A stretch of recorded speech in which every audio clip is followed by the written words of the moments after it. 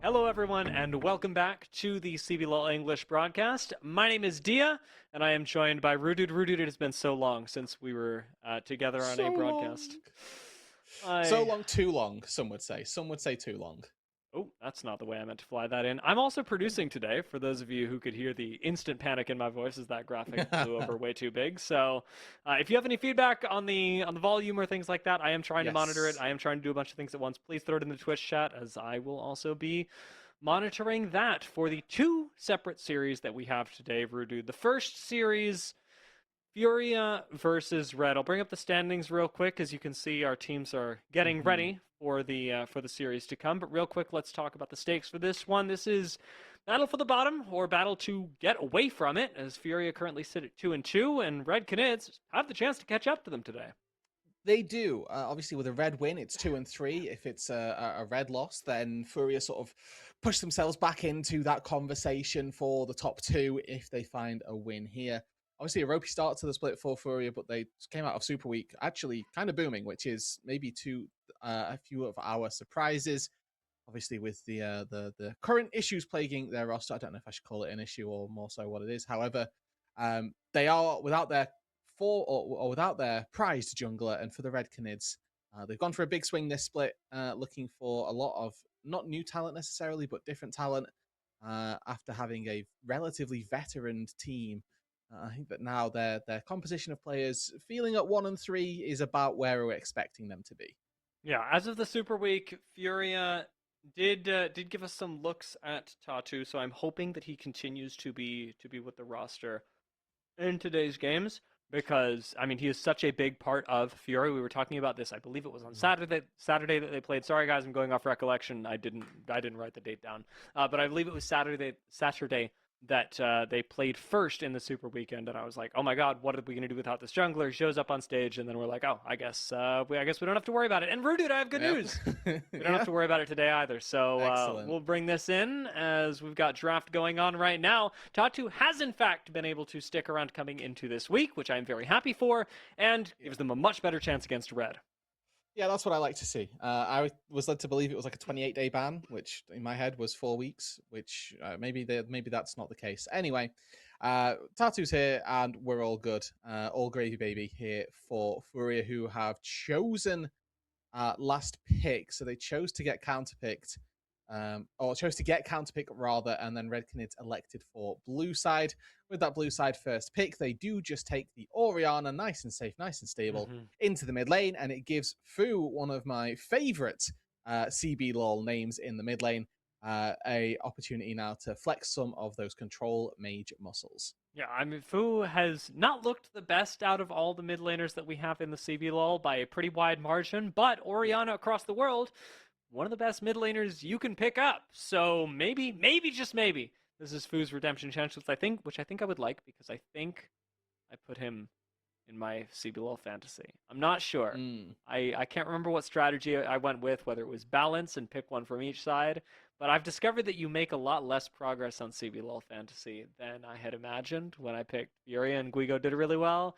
It kind of like it made me a few whatever coin things that is. But I digress. Nocturne Bard locked in on the other side, with the answer being Jhin Nautilus.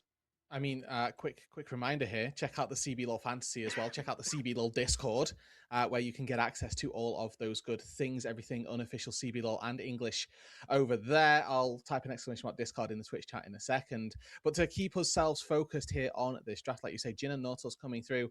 We've got currently very bursty damage for Red Canids. Jhin definitely not a consistent DPS threat, and the Nautilus aids in that pick. For Red, they need something to help this Nautilus go in, so they're looking for something out of the jungle, like a Vi maybe, which could get banned away on this second rotation, and then something out of the top side, which is going to give them a little bit more stability, a little bit more frontline, and I, for my money as well, will require a little bit more damage also. I'll be honest, like into this game, I was expecting a bit more mage prio in our first game. The fact that we've just traded Sivir for Jhin makes me feel like we are already in a meta that I'd almost forgotten what it feels like to play in it. So it's super cozy, dear. We've got blue side picking first. We've got, red side with counter pick. The AD carries are back in the bot lane. Like, I might go get my blanket out, get a hot water bottle, and just enjoy this first game. It looks like with League Classic coming back, nature is in fact healing, and we're returning to the League of Legends that we would expect. Zinban coming through with the Akali mirrored here. Akali, I mean, incredibly powerful and especially threatening in the bot lane, but with those things already picked, a lot of our focus is going towards the mid lane, is going towards the top lane. This whole top side of the map completely undecided, and most notably for Red, they don't even have a jungler to go into this. Red at least have the the centerpiece here, with Fu being on the very powerful Orianna, but they are missing a jungler to go with this. And looking across with Jarvan, Lee Sin, Xin Zhao already banned, Vi may be the last standing pick that you really want to go for. I'm not sure if the draft has like crashed here, but that bar keeps on popping, and I feel like we've been sat at this spot for a good long while. So maybe the CBLOL will fix that at some stage. Maybe they've done the whole draft and we don't know about it.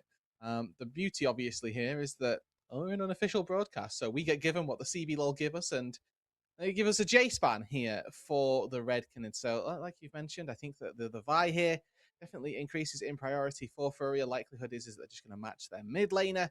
I think that taking this Victor does open you up to being ganked quite frequently, as an immobile mage in that mid lane can certainly cause some troubles. Worth remembering that if you do go for something like the Jarvan, like the Vi, Jarvan obviously being banned, so never mind. If you go for the Vi, that's an easy shockwave setup for Red if they are looking to really get the ball rolling in that sense. Wukong being considered here, with Victor being picked up, like you said, very immobile. Also one of the champions that can match Orianna pretty seamlessly in terms of wave clear, which I can definitely see being a benefit for the Furia roster. And it boils this down to who has the better jungler. Right now, Furia are coming out ahead of that, and it may just be that around the mid-jungle duo, Red have dealt themselves, on accident, a losing hand, even with a very powerful mid laner. If it's all coming down to the jungler, you've got to find some way of switching the tables. And is Trundle the Uno reverse card that we would have hoped for? It's not awful. Maybe it's preempting an Olaf out of the top lane. They've taken this Gnar, which is very susceptible to getting countered by firstly an Olaf and then also by marksman in the top lane. Now for Furia, I don't know that Gigo has been the marksman top laner player that I would expect him to be. Definitely more so geared towards going for maybe an Olaf. But we'll see what it is that he ends up locking in. As for game number one, this would be a bit of a throwback here to see again, dear nature hath fully Oh my healed if god. Camille goes into the top lane. I can't believe that we're seeing this. I think it's locked in. I mean, the top bar has been bugging out basically the entire time that we've been Yeah. live, but for all intents and purposes, I'm just going to transition us straight over to the regular CBLOL stream here and make sure that we get the casters a bit up. But this looks like a draft that we would have seen 2-3 years ago Yeah. with Camille going into the top lane, and bit of an unorthodox answer, but has always been a pretty decent answer into Gnar, and I feel like a similar thing is true of the weird Trundle into Nocturne decision. Trundle, at face value, a real mismatch in the jungle, but if you're going for the 2v2, the mid-jungle combination, Trundle can match up to Nocturne. He can outduel him because of the inherent power of stealing AD that Trundle's got on his Q. If your choice is to abuse that, if your choice is to pick purely for the 2v2, I think Fury have gotten themselves something excellent. And likewise, if Red are picking purely for the lane, Camille really makes a lot of sense. Camille does. That makes a lot of sense. And I did also just run some numbers to just go in to see how the Camille lanes have really been utilized so far. So there have been approximately, I say approximately because these stats are, I'm not sure the stat site has done amazingly well throughout the split 3, but in season 16, Camille has been played 303 times in the support role. Would you like to hazard a guess at how many times it's been picked top lane? I'm going to say 10. 10 times. You're really close. 12. Ooh. 12 times it's been picked in the top lane. So lucky number 13 here for Furia if they get a win on this one. And it's Gigo on the Camille. Again, so this matchup was one that, I mean, I've been looking at for a good long time. One of my very old friends, as I hold the point, as Steps was looking to get a little bit aggressive from way back in my first days of casting Omega Gaming Esports. You'll remember.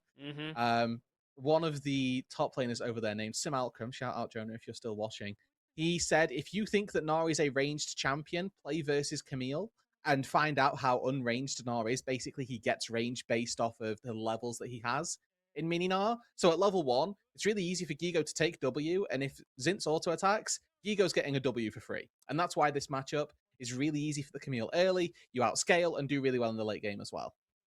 I'm expecting, despite all the skirmishing that we're seeing bot lane, top lane to really be the lane that gets focused because of that. Already a decent amount of trading going down here, even at level 1, and level 2 surely to come in real soon. Even so, Guigo's able to position pretty aggressively. With that in mind, taking a look at our jungler's position as well, we've got a clear through the top side happening for Tatu, while bot side belongs to Steps first. These junglers going to be clearing in opposite directions through these lanes.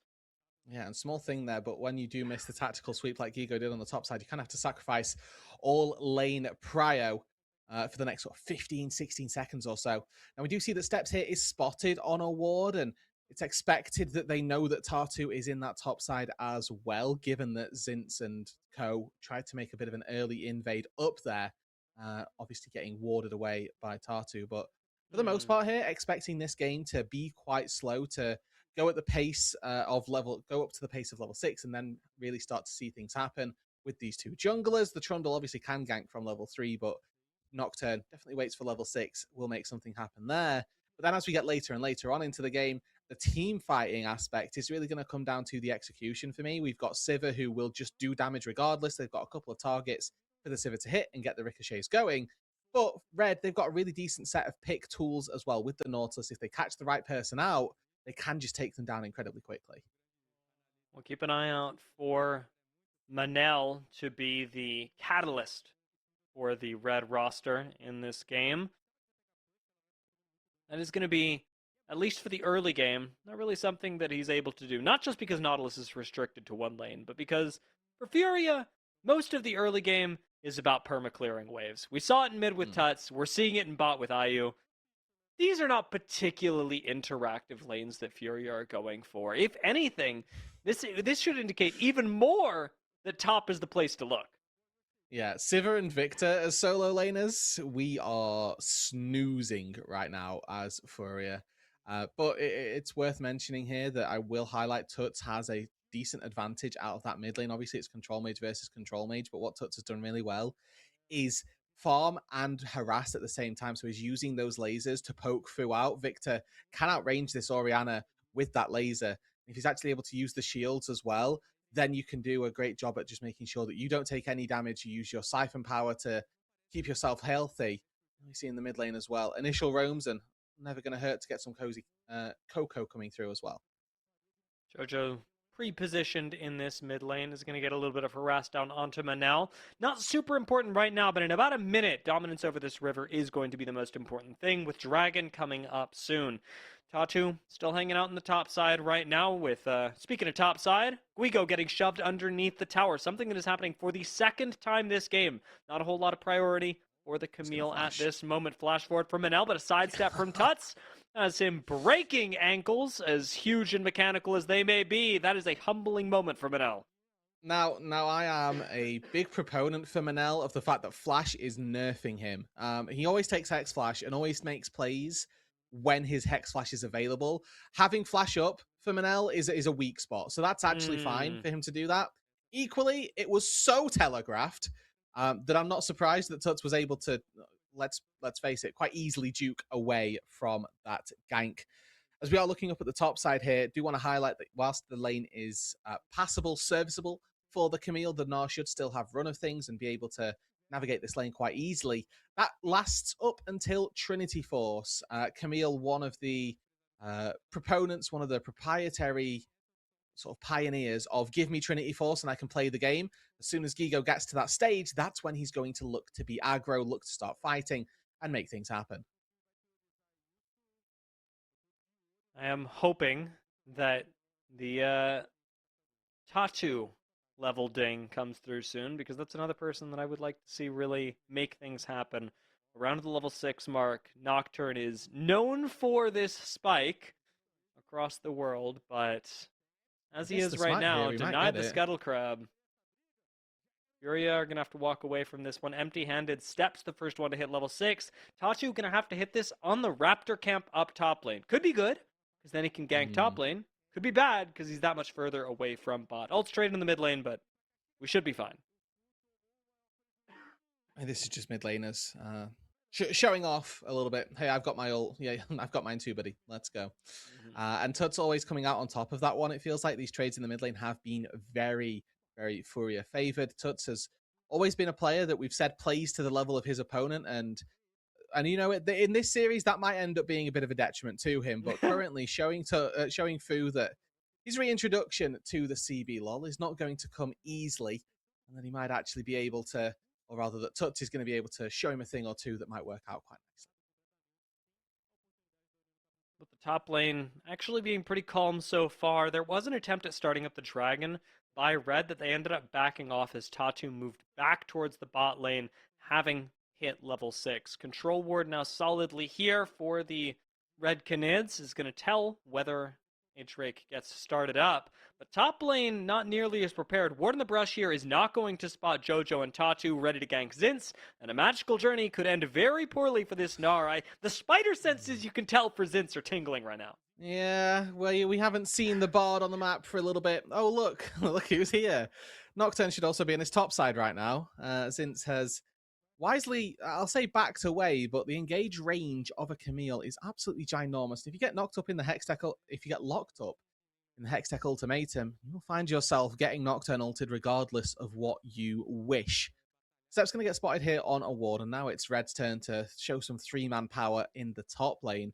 But look at the minimap already. Furia saying, well, we fancy ourselves a dragon. Pings are immediately down onto that as Manel clearing out the ward there. It is going to give Tatu rain now to take this. It is going to be on vision and going to be on a control ward, so we'll see how quick the response is from Red. Definitely got pinged instantly, despite a champion not showing on the map.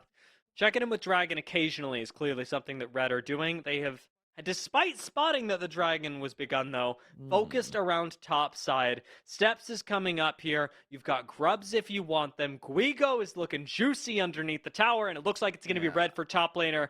Is this Camille?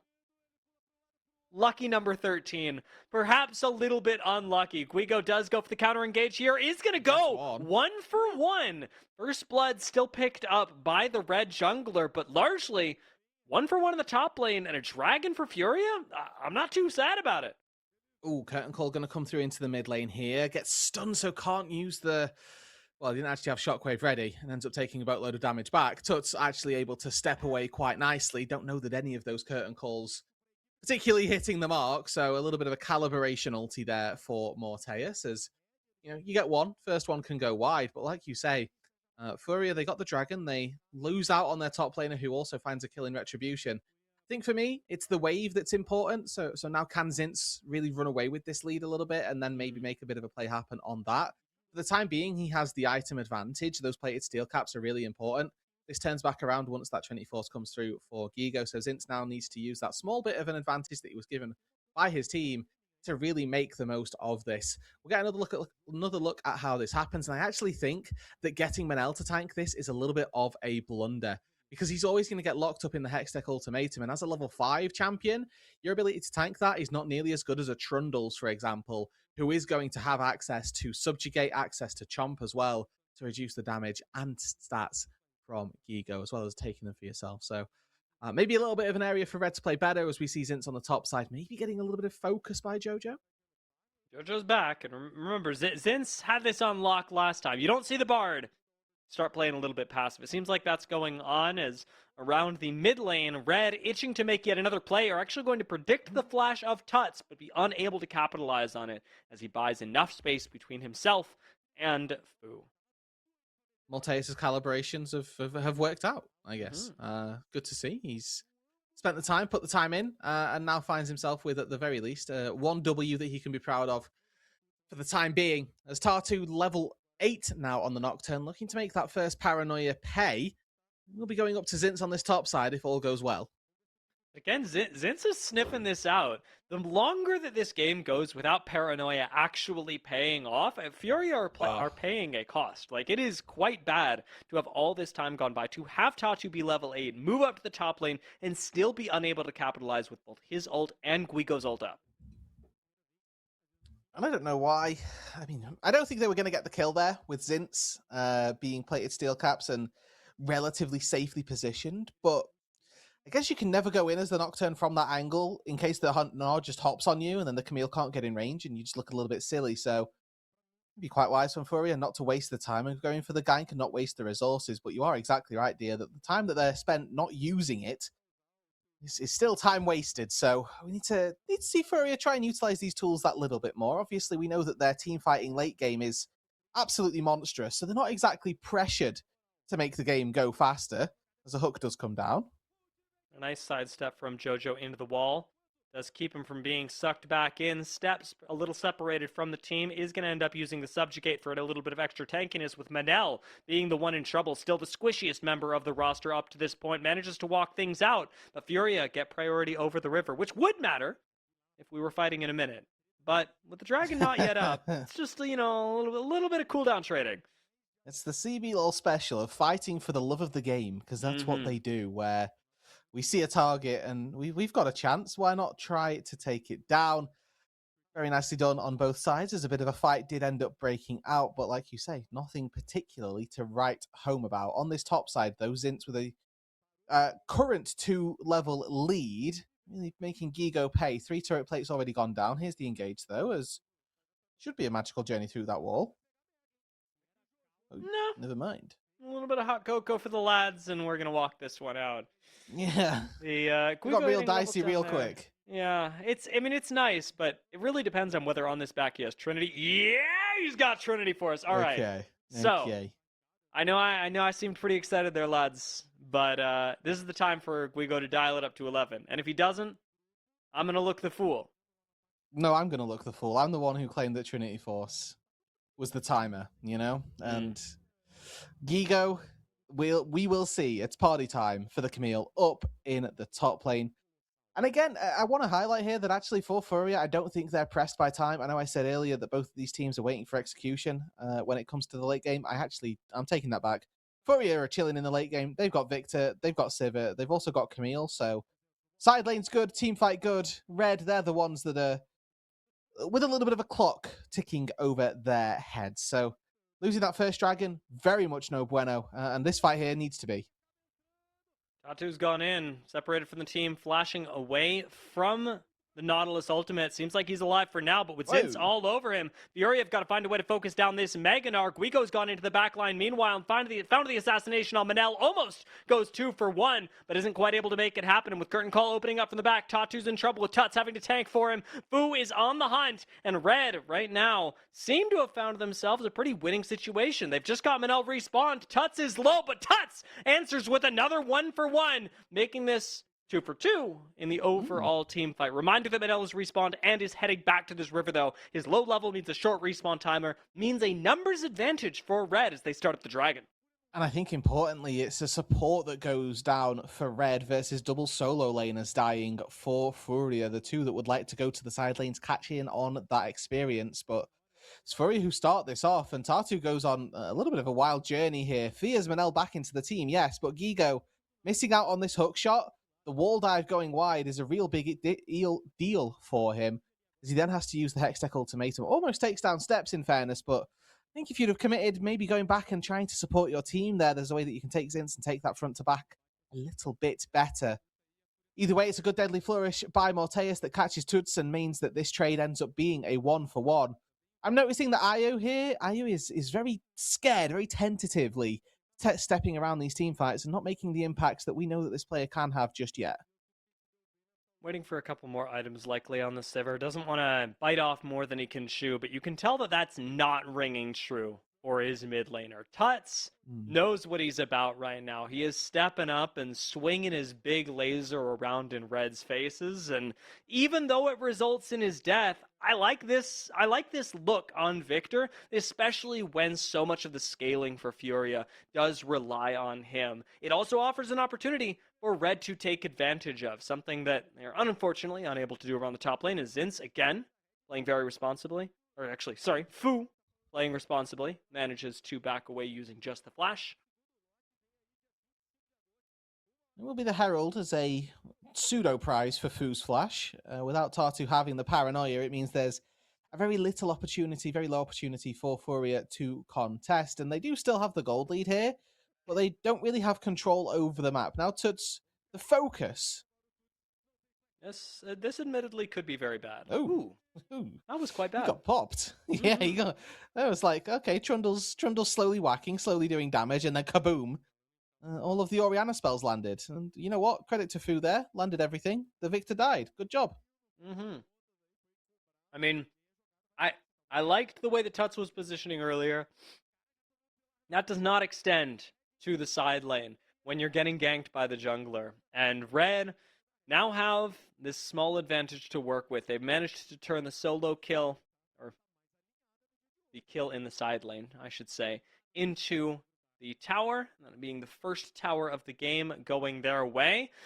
And Red, as you say, are on a bit of a timer. They're under a bit more pressure, and it's clear that at the very least right now, is making them look for a few more plays. They didn't work out in the early game, but as Red continue to fish for these advantages, we're seeing at least the bit of them starting to pay off, which is good, because this series means a lot more for Red than it does for Furia.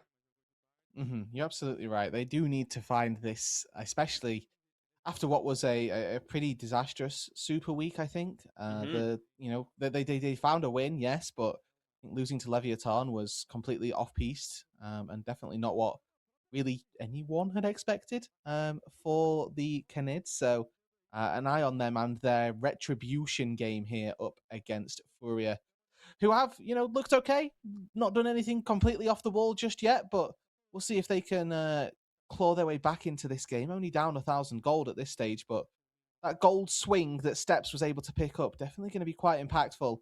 And Steps, since he's really been in the league, has been this carry jungler, a player who, formerly of Furia at some stage, was looking to make a bit of a name for himself, spent a little bit of time back in CD, now back into the CBLOL once again, might be able to have a good showing on this Red Canids roster, and especially with the 1,500 gold lead that he's got at this stage, has all the tools to be able to carry this game.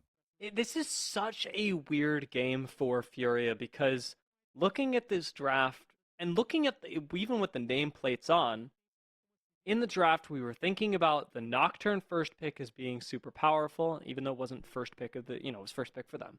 We were thinking about the Camille last pick being super pivotal. Tuts and IU were afterthoughts in this. And right now, Tuts and IU, they are the only stable points of the roster. Because the Camille and the Nocturne have really done next to nothing. Gigo found, he found the 1v2 kill, and then he, basically, Gigo just has a massive hater energy for Manel right now. Those are the two instances of Manel's death and the 2 kills for Gigo. So, we're looking later on into this game. We're hoping that Gigo decides to ulti some other targets, right? Let's take down Fu, maybe Zints, Morteus, right? Maybe that side lane ends up going well. But it's worth highlighting here how actually accelerated our marksmen are. We're 90 minutes in, we've not really seen too much of the fighting happening. But both of our marksmen sat here with 2 items, really well accelerated into this game, and with the opportunity now to probably do quite a chunk of damage, as it's going to be Steps inside the Herald. Going for the loop around, maybe even into the bot side, but no, Steps is going to cut this one short. With the Dragon having spawned, this Rift Herald did create a bit of pressure, got the ult from JoJo out, and with that ultimate down, Red may have enough of an advantage to start up this Dragon. Notably, Zinz has just popped into Mininar. Furia know this as well as we do, but with the Dragon under half HP, can they actually capitalize on it? Guigo's looking for a way in, has a flank. Quick catch onto JoJo. Shouldn't kill him just yet as a magical journey does save the Bard, forces a flash out of him, and as the Dragon goes down, Guigo's going to commit to the fight. The rest of Furia, however, not with him, and Guigo has to flash away from a fight he started. Furia still will get the mid lane tower, but largely, I'm a fan of how Red handled this. Very confusing by Furia. I think Furia come out on top of this. Like, 1 Dragon for a mid lane tier 1 turret, especially when you've got a Sivir and a Victor, you're never losing your tier 1. Unless there's a massive burden put on you to try and deal with. It's always possible for IU to clear a wave. Just the fact that Gigo went in, nearly died, and sort of threw his HP away was the confusing part for me. Furia come out on top, not without a few questionable decisions, though. That's what we'll say there. It's clear that Guigo thinks he's strong. And even flashless, even ultless, if Furia want to fight around a strong top laner, I've got no objections. I think the timing was there. Like we said, Zinz did not have a critical cooldown for him, but now, with Tuts being chased down by Steps in the top lane, Subjugate gets used.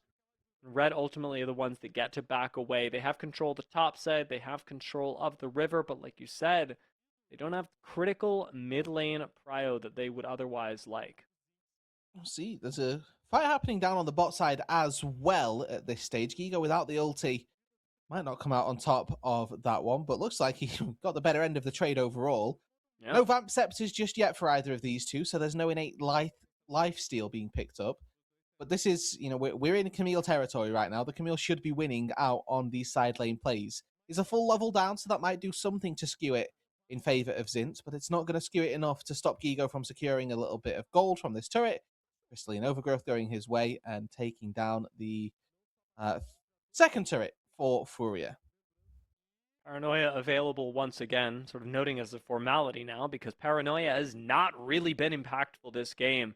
Furia, still, with the mid lane prio that they do have, are pushing that advantage for all that it is worth, but Red are controlling most of the rest of the map. One space where we could see this change is perhaps in this weird little play around the mid lane, but even that doesn't seem to bother Furia too much. IU gets to walk that out, nicely positioned by him. I am sensing a little bit of desperation here from Red. The look onto the top lane where they went for Tuts, excuse me, and he just able to walk it out even though there was a subjugate used. The fact that now they are rushing the Baron, oh never mind. And if they're not rushing the Baron, what are we doing here? Through there? Yeah, you can forgive me for why I thought they were on the Baron. Oriana's the only one over there. Yeah, That was very confusing. I was on the same. I was like, wait a minute, we're not doing Baron? Then what is my mid laner doing in topside river? Hmm. Oh, No amount of Proto Belt is going to be able to get you out to safety there. They are looking for Gigo, though, down on this bot side. They're going to find the turret. We're going to try and turn this real quick. Zinz, however, despite being squishy, not quite as squishy as a subjugated Camille. Steps with the beat down is going to pick up another kill. 3-0 on Steps right now. That guy is a monstrous Trundle. And I would not want to step toe-to-toe with him. Build as well. It's gone for experimental hexplate, which is hilarious on Trundle. Basically, for those unfamiliar, when you press your ulti, you get a burst of attack speed, which on Trundle works. It fits the brief. So no surprises that I guess there are still surprises that Steps has gone this. It functions really well on Trundle. Usually as a tank jungler, though, or Trundle jungle, you're going Trinity Force into tank. The fact that he's found these 3 kills and is instead gone, I've got the space to go for an extra damage item. Incredibly funny and incredibly worthwhile in that case. He's just gone, what if I just 1v1'd everybody off the face of the planet? Get this man a Tiamat, send him to the side lane. He's no longer the jungler. It would not even be the most surprising thing that I've seen in the CBLOL to watch this evolution of jungler. We'll see what Steps chooses to do those with Baron still on the board. He can't quite commit to the side lane life that he truly craves just yet. Teleport forced out of Furia, however, to defend the mid lane tower is a bit of good news for the Red Canids. With 30 seconds left on this dragon, any advantage they can get, we'll be very happy with. Jojo gets caught in the river, ultimately has to give up the control ward that he just placed, and a reset is coming through from Guigo, who has teleport, flash, and ult available in the next 4 seconds. Very important that Red find this dragon. They're also attempting to find Pryor in the mid lane, which they haven't done. Flash forced out of Red. Zinz, no Mega on this either. So Furia press the advantage while they can. Guigo comes into the fight and he goes, oh, Zinz, you've got no Meganar. I fear that you simply cannot be here. He and Tuts are going to conjoin to take out the Gnar and then go on the Omega flank to find Morteus, who is not alone, but awkwardly positioned. Furia definitely with an advantage in this fight. They don't want to mess it up, though, and Guigo may have stepped 1 foot out of line. He is taken down by Steps, and now Tuts has a Trundle all over him. Flash forced out of him. A double kill going to Steps, and Red turn the tables as Furia take 1 step too far, make 1 move out of line, and lose the fight that they had otherwise set themselves up to win. Really nice counter by Red. Good start by Gigo on the side there, like you'd mentioned. Recognizes that Zinz isn't Mega and hops straight on top of the Mininar. Takes it down without too much difficulty, and Tuts at the side helping out is a really good look for them. Great flashes away from the Tempered Fate, but obviously it leaves this little bit of a split where they've given up control of the ramp, so it allows for Tuts to come in and help out. But then with this Camille and Victor tag team duo, Red are forced into making a decision where they have to commit to one side of the fight, either take the 3 or take on the 2. Numbers dictates that they take the 2, and they do so well. They one-shot Gigo, who doesn't have the ulti, to get out of danger. And Fu does a great job here, actually, zoning away the bot side of Furia with the ball. It means that Ayu and Jojo can't step up to hit any autos down. It means that Red are going to find, well, it looks like another fight to start. Yeah, cutting back to live, we are not taking breaks this game. Steps does lose his support, but seems, in all honesty, pretty unfazed. Walks this one out, right back into the jungle. Guigo is on top of his AD carry, though, and Morteus surely is going to get deleted. Shut down, or excuse me, going to go the way of Guigo, and now... All right. Baron and that's the focus.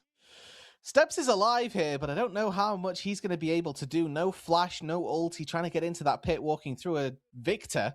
Zinz could do a lot if he goes Mega right now. Guigo's pretty low. Guigo's actually going to die to Zinz. Furia lose the chance to do the Baron for this in Steps. Though his HP almost entirely disappears, he is crucially still alive. Yeah, and I mean, the lethal tempo Gnar stepping in and actually doing a fair bit of work. So for the Red Canids, overall, a pretty decent win. We get a replay of what happened. They look for 1 pick onto the support as a 2-man band, and then immediately the heavens open and rain descends down on them with Sivir ulti, with TPs coming through, and importantly, with a Gigo more than happy to dish out the damage. Hextech ultimatum onto the marksman. That's what we want to see. However, Zint's actually able to do a really good job at doing as much damage as possible. Hops out of the gravity well to make sure that he can start raining damage down. And Furia commit all 5 people to trying to turn, leave the Baron, and aren't able to do any of them effectively. Guigo's strong, but Yes. Zinz has not bitten off more than he can chew at, I think, any point during this game. This has been a very responsible Gnar performance. Yeah. I love that phrasing. It's such an infrequent we don't use that word for League of Legends really at all, but it's so apt. Zinz has been responsible. That's exactly it. He's recognized what power he has. He's not overstepped his bounds. Yeah. But he's done his work. This is like, you know that farmer, the it ain't much but it's honest work guy? Yeah. I'm picturing him with the Giga Chad filter on. And that's what Zinz is giving her right now, you know? The Giga Chad guy with a little bit of corn coming out, a little bit of straw coming out of his mouth. And a boomerang in the other hand. It ain't much, but it's honest work. It's been good. It's been good. So we're gonna make that meme. I'm gonna put bread on that. So there's gonna be an unhinged tweet coming out of the CBLOL English account, and it's gonna be the fault of this series, and we're all gonna be making peace with that. A minute and a half left until this dragon, the next potential breaking point for Furia, who we should note 30 minutes into the game, very much online scaling wise. We mentioned that this was a great team fighting team. You especially, Roodood, have been very keen on the fact that with Victor, Furia, as the game goes on, are getting more and more comfortable. Yeah, and it's a really good build path as well for Tutsi. They're currently waiting on a couple of crucial item completions, like the big ticket mage and AD carry items are in the works for Furia, but they are not yet finished. I think when they are, the game kind of ends. If you can get a GA on that same breakpoint too. Wow, we could also just full send it as Tatu. He wants to end the game, and it did not look like the right way to do it. However, with Guigo teleporting in, the fight has been extended, and Red are going to be okay. Are they going to actually turn this fight? I don't know, but at least Furia didn't manage to throw it, because that Nocturne ult was bad. Yeah, it was. The issue here for Furia is they are 30 seconds away from losing a soul, which means that they have to fight, and if they don't have those big ticket completions, that then could be a problem. It could give Red a way to take this fight without too many difficulties. They've still got a lot of big ults themselves. They've got 2-level lead for Zinz, who's trying, I think, very carefully not to go Mega. And we can see as well that, Infinity Edge Rabadon's not finished. GA Shockwave neither. Coming up for Fu in the next couple of seconds. And Pixel Brush has been worded to spot Guigo, who otherwise had a really good flank and now is just operating on full vision. Zinz. Oh, he gets popped by the dragon there, so he has to go Mega.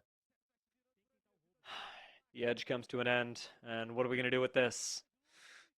Furia do start the engage. Tatu pops the ult once again. Steps wanted to focus on the dragon, but instead goes to beating down the Camille. This dragon still at 2,500 health. And ultimately gets picked up by Furia. I think this is fine, as Furia get to walk away not having lost the soul. Ultimately, they pick up a few kills to go with this. Furia, this goes a lot better for them than I had anticipated. I know I still sound nervous. I'm still actually focused mostly on the dragon. Not sure how the rest of Red exploded.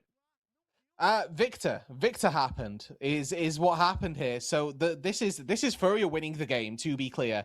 Tuts with a great flash gets away from the shockwave, and they play patiently here. Furia, not something that we've seen from them so much this game, but actually turning it on when the fight mattered most. Gigo, yes, goes in, buys time, but look at Tuts here. The ulti, as well as some really crucial bard stuns, set up for the gravity well to come down, and then Zinz just absolutely, gets through Tuts, but gets melted by the Victor, who ends up with a massive arcane storm. We're seeing this one again. Tatu speeding it down into the jungle, picks up another kill, and that was not the portal you wanted to take. Steps now caught in the middle of all 4 Furia members with a 5th on the way. Guigo's going to be joining the team, as Zinz has done exactly the same thing. We are conga lining it into Furia, and with Steps and Fu and Manel down, Furia, they've got no choice. It's a free Baron. You're not going to pass up a free Baron. Yeah, unfortunately, the game's over. Malteus, good night. We can put Camille support top.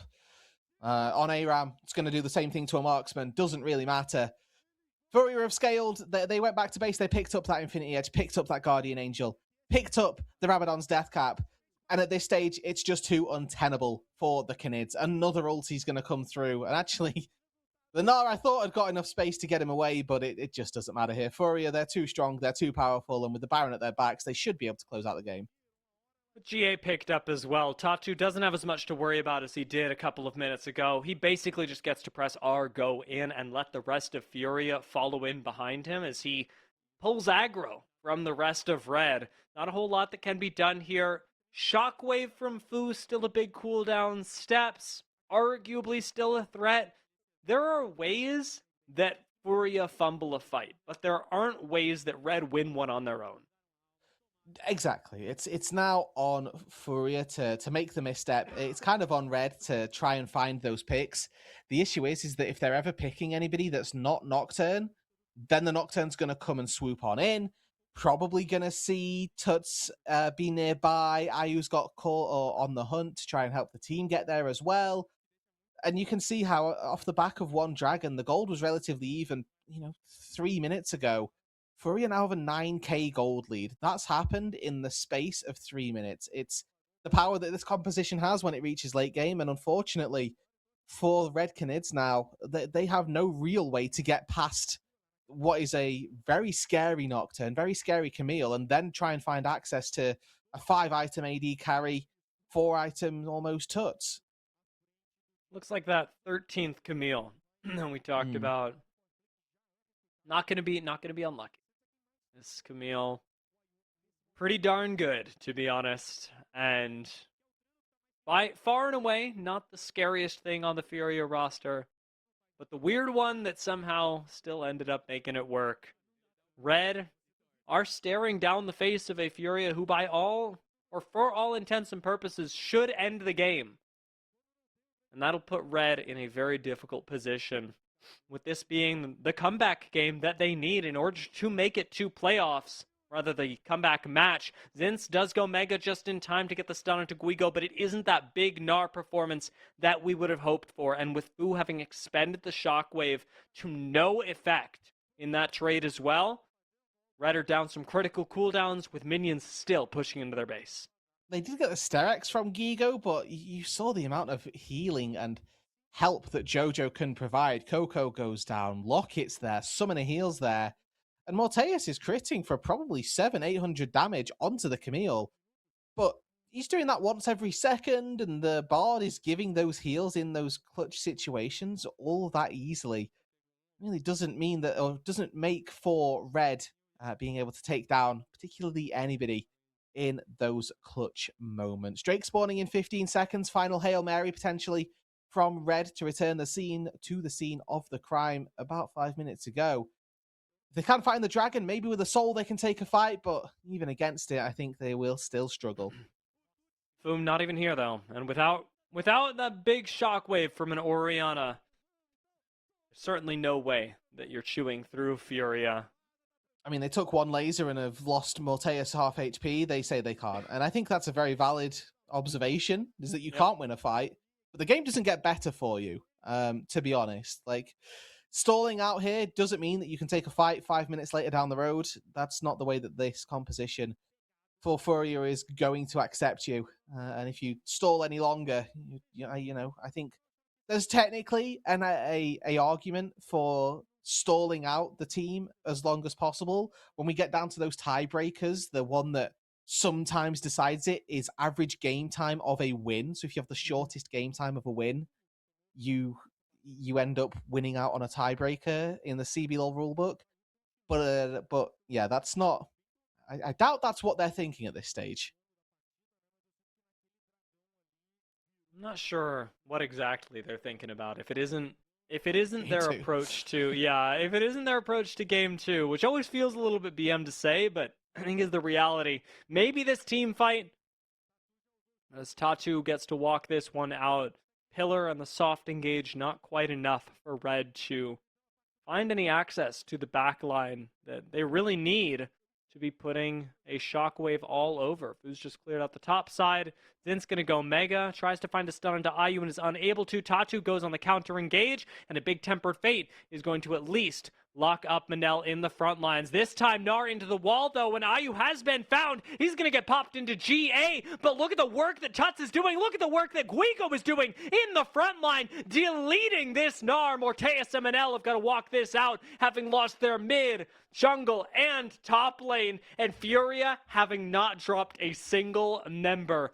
The inhibitor will fall, and a whole lot more than that as Furia look for Morteus in the back line, blow him up, and put a clean end to this first game. 38 minutes and 20 seconds. The Nexus goes down, and Furia go up 1-0. If ever there was a advert for Guardian Angel, let it be that game right there, and that final fight as well. You know, in fairness to Red, they did find picks onto those crucial members. However, said crucial members had Guardian Angel, so they just came back. Shout out to Furia as well, Gigo in particular, actually in that final fight, creating the space to allow for those resurrections to come through relatively unimpeded. If you didn't do that, then there's maybe a world where where Red were able to find the collapse and find the kill onto those crucial targets, but I think overall, this was just a really, really massive performance out of probably the entirety of Furia in the late game to close out what was a relatively easy team fight for them. Yeah, this was something that, I mean, you saw coming from ages away. Once we got late enough into the game, it was really just about Furia not losing control of the game up until then, and they managed not to. This was a very clean way to finish things for a Furia that really just had to manage not inting in the middle of the game. And granted, Red seemed really aware of that. Despite how one-sided this looked at the end of the game, Red, what we sometimes called desperation or creativity in the middle of this game, they knew what they had to do. They had to make plays in the middle of the game. They had to blow up Furia to a point that they were out of control of this particular match, and that didn't happen. But it's not like Red didn't try. No, they gave it their best efforts, but unfortunately, Furia were able to sort of stand strong. Go, no, you don't have the stones to take this one down, and we're going to stand strong and keep stalwart in our defenses, which ultimately was all they needed to do. They rallied behind a strong marksman, a very strong mid lane. I think Tuts had an excellent game in this one, controlled Fu throughout in that control mage matchup. And really kept the Orianna at bay, kept the Victor fully online as well. So I do think an excellent performance there and worth a highlight from me. Well, with that game knocked out, we have got a couple of minutes until the next one. Furia seem to be in control of this series so far, but let that not deceive you guys at home. Red very well still could take this and still very much need to keep their playoffs hopes alive. So we're going to take a quick break, and then we will be right back with even more CBLOL.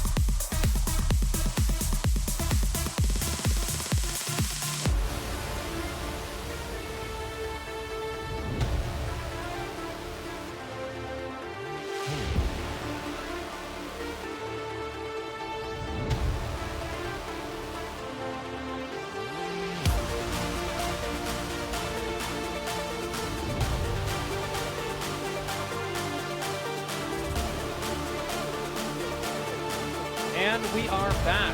We are live, and we are almost ready to go for the second game of this series. Roodood, I am sorry. No, I'm going to have to jump right in here because you did the worst thing known to humankind here. You said 2 seconds before going on air, what a cute cat, and then didn't let me see the cat, which was sacrilegious, if I may say so. But, you know, you may now carry on. I just need people to know what kind of a person you are. yeah, let me see if I can make it. I'm opening. So the good thing about Dia and I being on the show is that there are kind of no rules, you know? We bring the people on occasionally, they come and do the show. And like it's the same if RMC or 4x4 were here. They know that there are definite rules that we can be bending to. So for example, when Dia is on the show, he's in charge of producing and clicking words. You may get to see a picture of a cat at some stage, which is entirely not in theme with what a CBLOL broadcast would be doing. But the CBLOL English broadcast, however, ran by, you know, volunteers. That's exactly the case. Oh my god, a cat. I wasn't thinking she was going to get up. I was trying to figure out how to remake things to my phone, and it looks like I'm switching. Alright, so I'm going to figure out how to log into the VMix on my phone, and then I can get us cat content. Wait, apparently I can't be heard. Hello? Testing? Can't be heard? Apparently. Oh wait, that's the because I music is way didn't loud. frickin'. It's because the music is a piece of technology. I've lowered the music now. Hello. Hi everyone. Hi Lizard. Hi Dark Knight. Thank you so Yeah. much for your help. That's our bad. That's our bad. As it is, I'm gonna bring us into the draft. I'm very nearly there on the cat content though. You know what? You work on the cat cam. I will talk us through any drafts that are happening. I appreciate that. that. Because that's ultimately all the color caster is good for. Whereas if you have a small, furry, cute creature in front of you, we need to see exactly what they're up to. Furia, they have gone for blue side. Red once again electing to take last pick. They got right of first choice. They chose last pick with that. So they then end up obviously on the red side as a consequence. Furia here, they've banned away Jarvan, Cassiopeia, and Lee Sin. For the Red Canids, they have gone for the Nasus ban, as well as Skarner and Lucian. So there are some scrim secrets being leaked. Nasus getting banned here. Definitely some good juice, as Furia themselves decide, well, with all of these incredibly high-tier junglers taken off the board, we're going to have to dig a little deeper into the pool and go for, oh wait, Vi. So they've pulled up Trumps and found something that still works quite nicely for them. I can't lie, I'm a little bit tilted to see them go Vi right now, given that literally all we were asking for last game was that they go Vi, and it just was not working. I'm gonna be okay. They landed on not Vi, so that's the good news, I guess, is that they toyed with it for a while and then went no karma, which, you know, now opens up. We've got Ezreal or we've got Caitlyn. I think that Red have got the chance to try and take away both, or not both, one of those with a nice stable lane pairing, and it's a question of which one they value higher. Globally, I think the Ezreal is higher priority, and yeah, we can see there 94.4% fearless pick ban ratio definitely shows that Ezreal quite highly prized. And we'll see what ends up getting paired with this Karma down on the bot side. Ayu, no stranger to these slightly off-the-wall picks, so not necessarily going to be a marksman. Doesn't have to be the Caitlyn, but obviously a very good pick to go down with the Karma either way. Red, though, themselves decide, actually, yes, Vi, good pick, good champ. We will take that one for ourselves, and Furia immediately respond with Olaf and Caitlyn. So a very powerful bot lane 2 versus 2, as well as an exceptionally strong top laner. Okay, let me see. I've almost got this. I'm just gonna do this, and there we go. Oh yeah. Oh yeah. This is the cat content. This is the stream, guys. Oh yeah. Okay. Lovely stuff. What's their name? This is Shash. Shash. Yes, SHASH. Not a champion in League of Legends though, so I'm gonna bring us back to the draft. That was a lot. There's a lot of. I thank you, Roodood. You carried a lot of that, and you're gonna have to carry a little bit more because WTF Pike pick. Yeah. Now, obviously, this is into JoJo as well. I feel like JoJo, the pioneer, maybe not the pioneer, but one of the leading Pike players that we have in the CBLOL. Manel gets their first play on it this season, the first play on Pike this season, actually, for anybody in the CBLOL. So we'll see whether or not he can put this Caitlyn Karma fully in the bin. That's the goal here, is to make sure that this aggressive bot lane duo doesn't get to do aggressive bot lane duo things. I think, though, dear, that this pick is white hot trash versus Caitlyn Karma, and I think it's going to get absolutely owned. Yeah, this looks like one of those situations where like the way you lose to Pike is by playing afraid of Pike is something that I've heard said. You know, you can also do it by tanking every single hook. But by playing afraid of Pike, you give him a lot of power. I don't think that anybody on Furia has to be afraid of Pike. You've got Yeah. one of the best bot lanes in the game to fight him.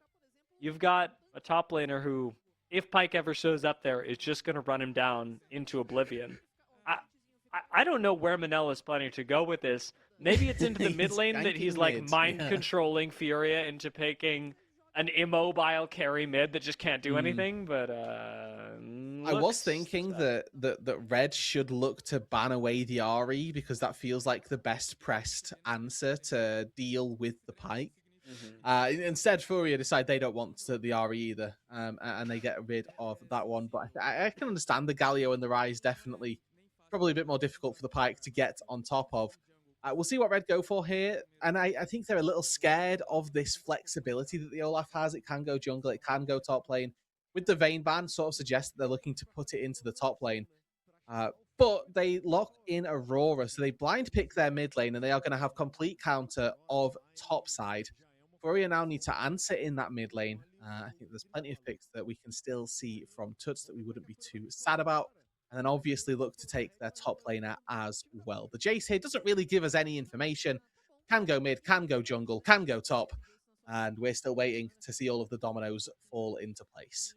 Yeah, long-time viewers of the CBLOL, or even short-time viewers, because you would have heard me talk about it last week. Not a big Jace enjoyer myself, but in this composition, I can see how it contributes to the range. I can see how it contributes to the flexibility around top side as well. What you'd pick into Olaf is not what you'd pick into Jace, and vice versa. And you don't get to know as Red. You're kind of just gonna have to pick Zin's something safe, despite seeing every single pick from Furia.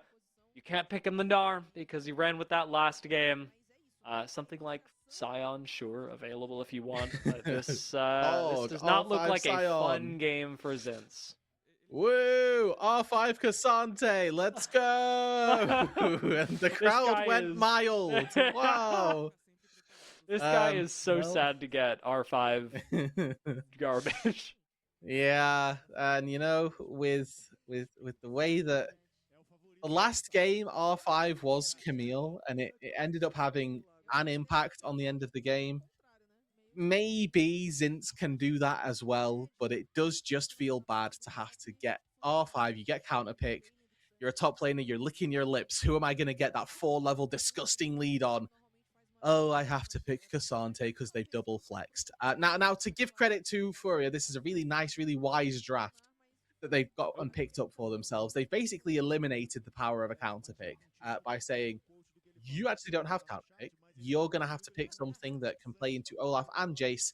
And as you quite rightly highlighted here, dear, there are very few champions that you would pick into Jace as you would also pick into Olaf. Cassante, unfortunately, in the middle ground. Ultimately, Guigo is going to be the one picking up Jace for this game. And the ranged into melee matchup is theoretically really good for him. I'm not a big proponent of Jace top lane. I said it before, and I just kind of want to elaborate on it right now. Most of the time, Jace does not get sufficiently ahead on his own. I don't really see Tatu coming top in this situation to get him even further ahead.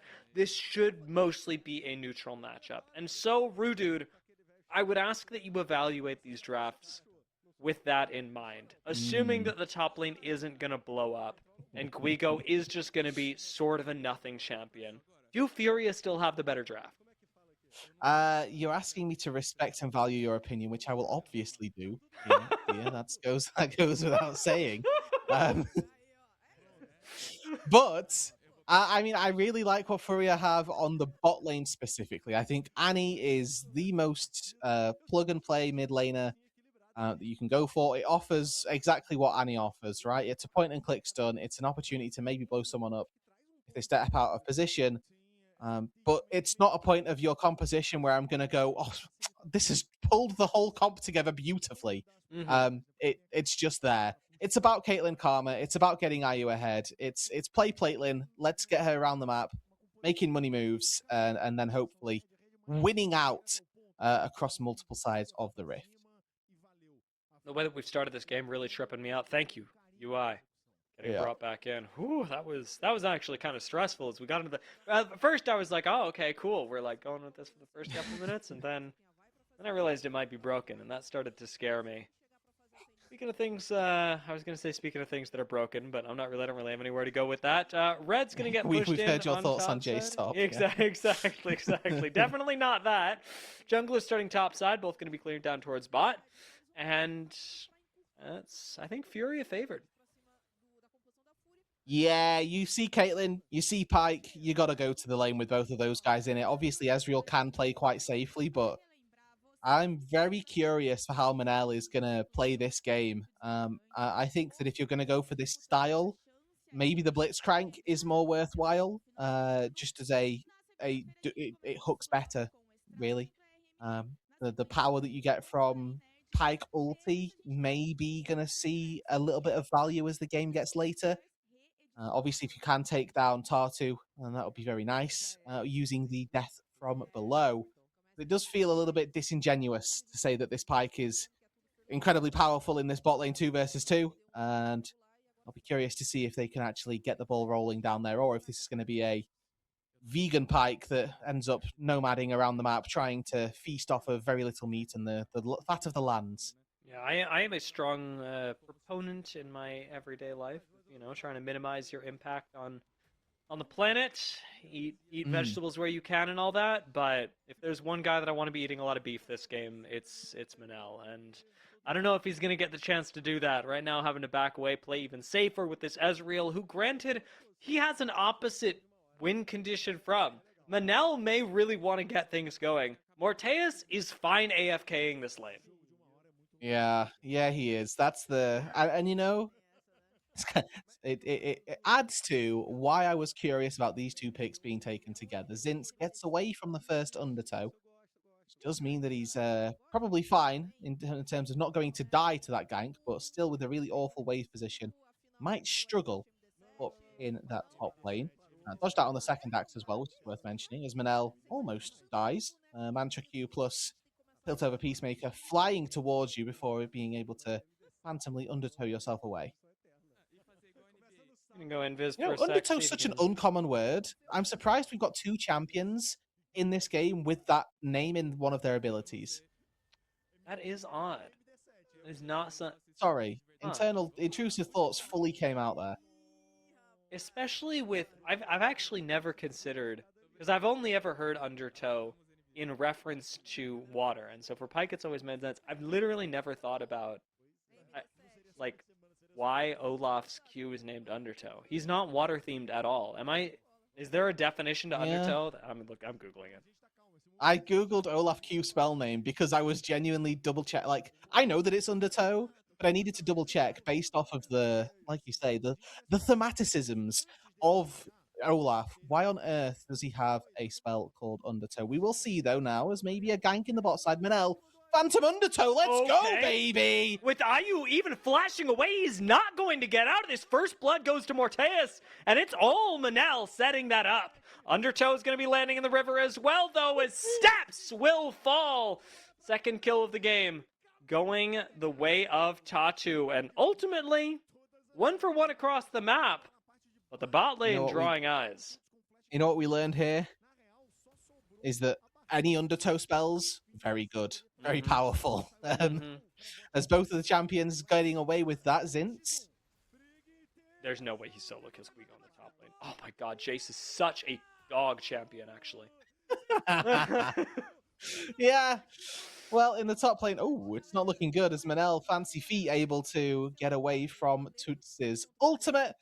And we did see that Tuts was forced to respect and trade flashes up against Fu.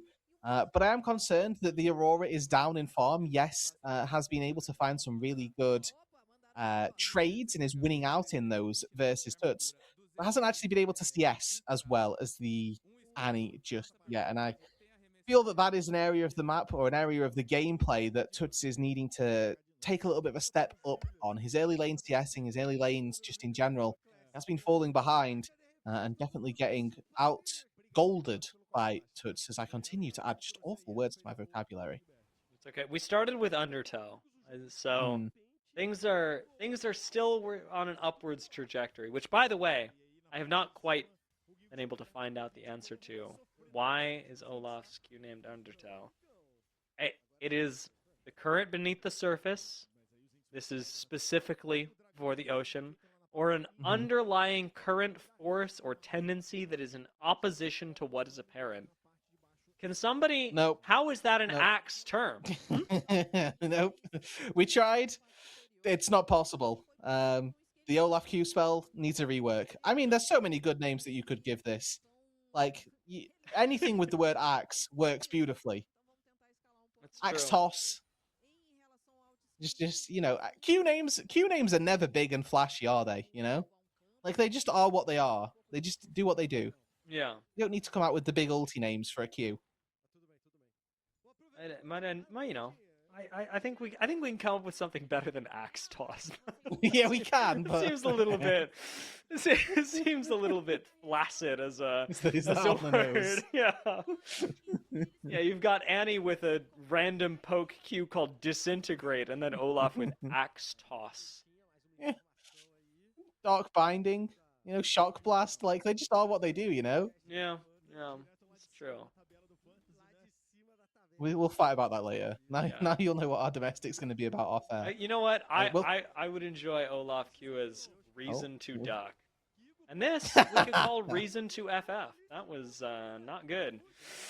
Top lane having gone poorly for Furia turns into mid lane having gone poorly for Furia. And if I'm looking at this in a vacuum, if somebody clips these couple of seconds of the game, it looks like we're staring down the barrel of a third game because the solo lanes are crumbling for the Furia roster, and bot lane died That's early bad. as well. Yeah. Yeah, and like you say, Morteus got a kill earlier on. Ayu fell to Manel and the Pike. This is the second time now that Gigo has been caught out by Zinz, who I mean is just playing Cassante. That's all it is, and doing so with great success.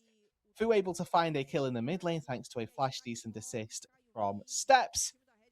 But outside of this is a game where Furia were expecting to use their solo laners to really take over the mid game.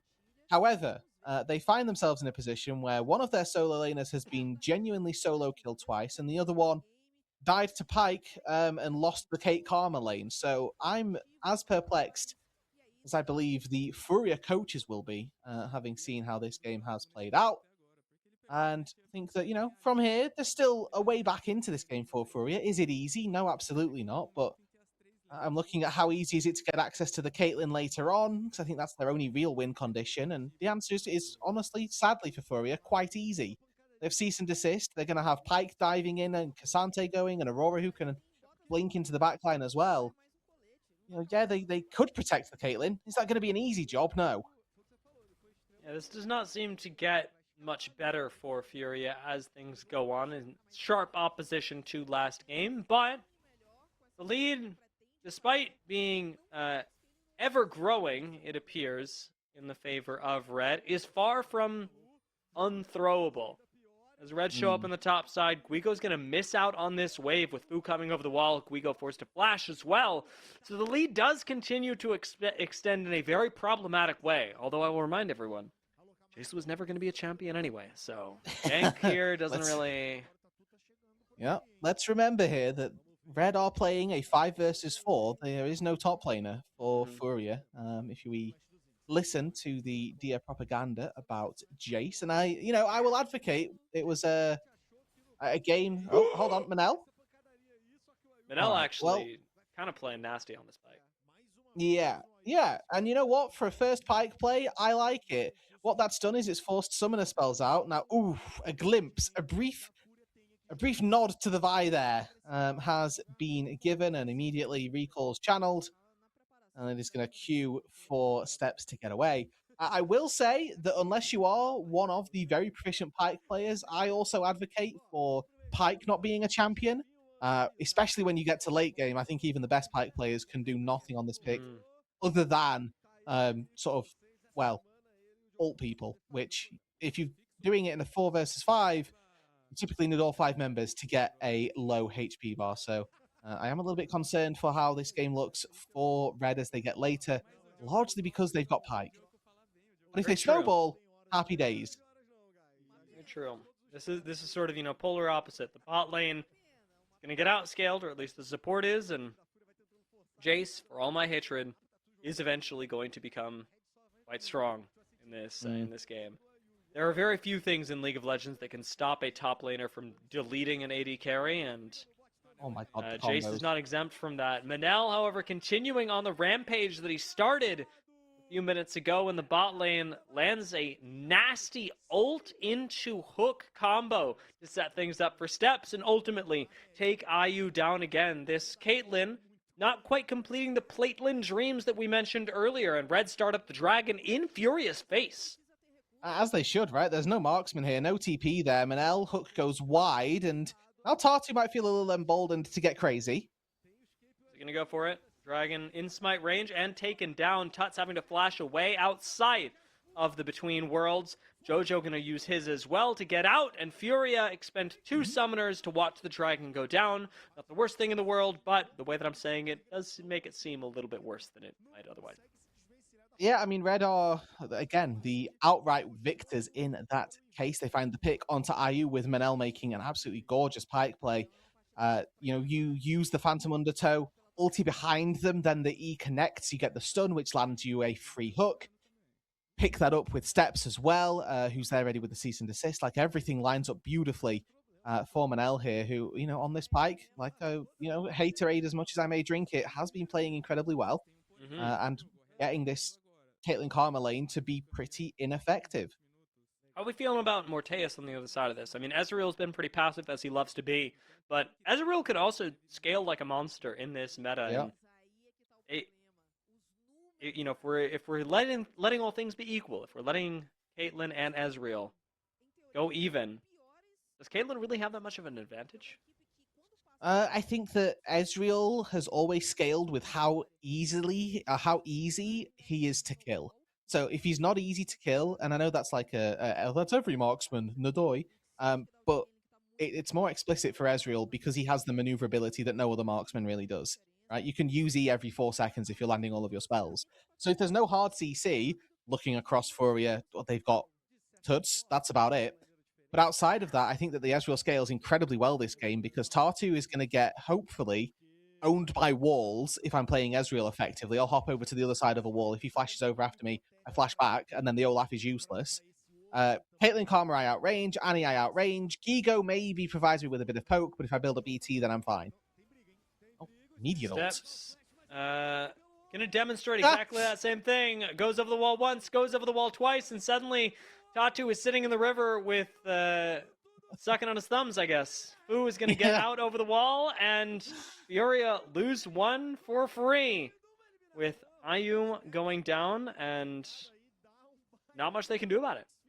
I love manifesting things, but equally, this is what you get when you pick Olaf. I think this champion is incredibly powerful when you see the enemy composition. They took the Olaf relatively early here, and we'll see if Tartu can actually make some plays happen a little bit later on. And I think if they take plays around the mid lane, big open spaces are where Olaf thrives. But you're quite right, and this is what I mentioned earlier, that as soon as the Olaf is used the flash, they are just relatively useless and don't have an ability to get back over said wall. So Tartu flashes over the wall.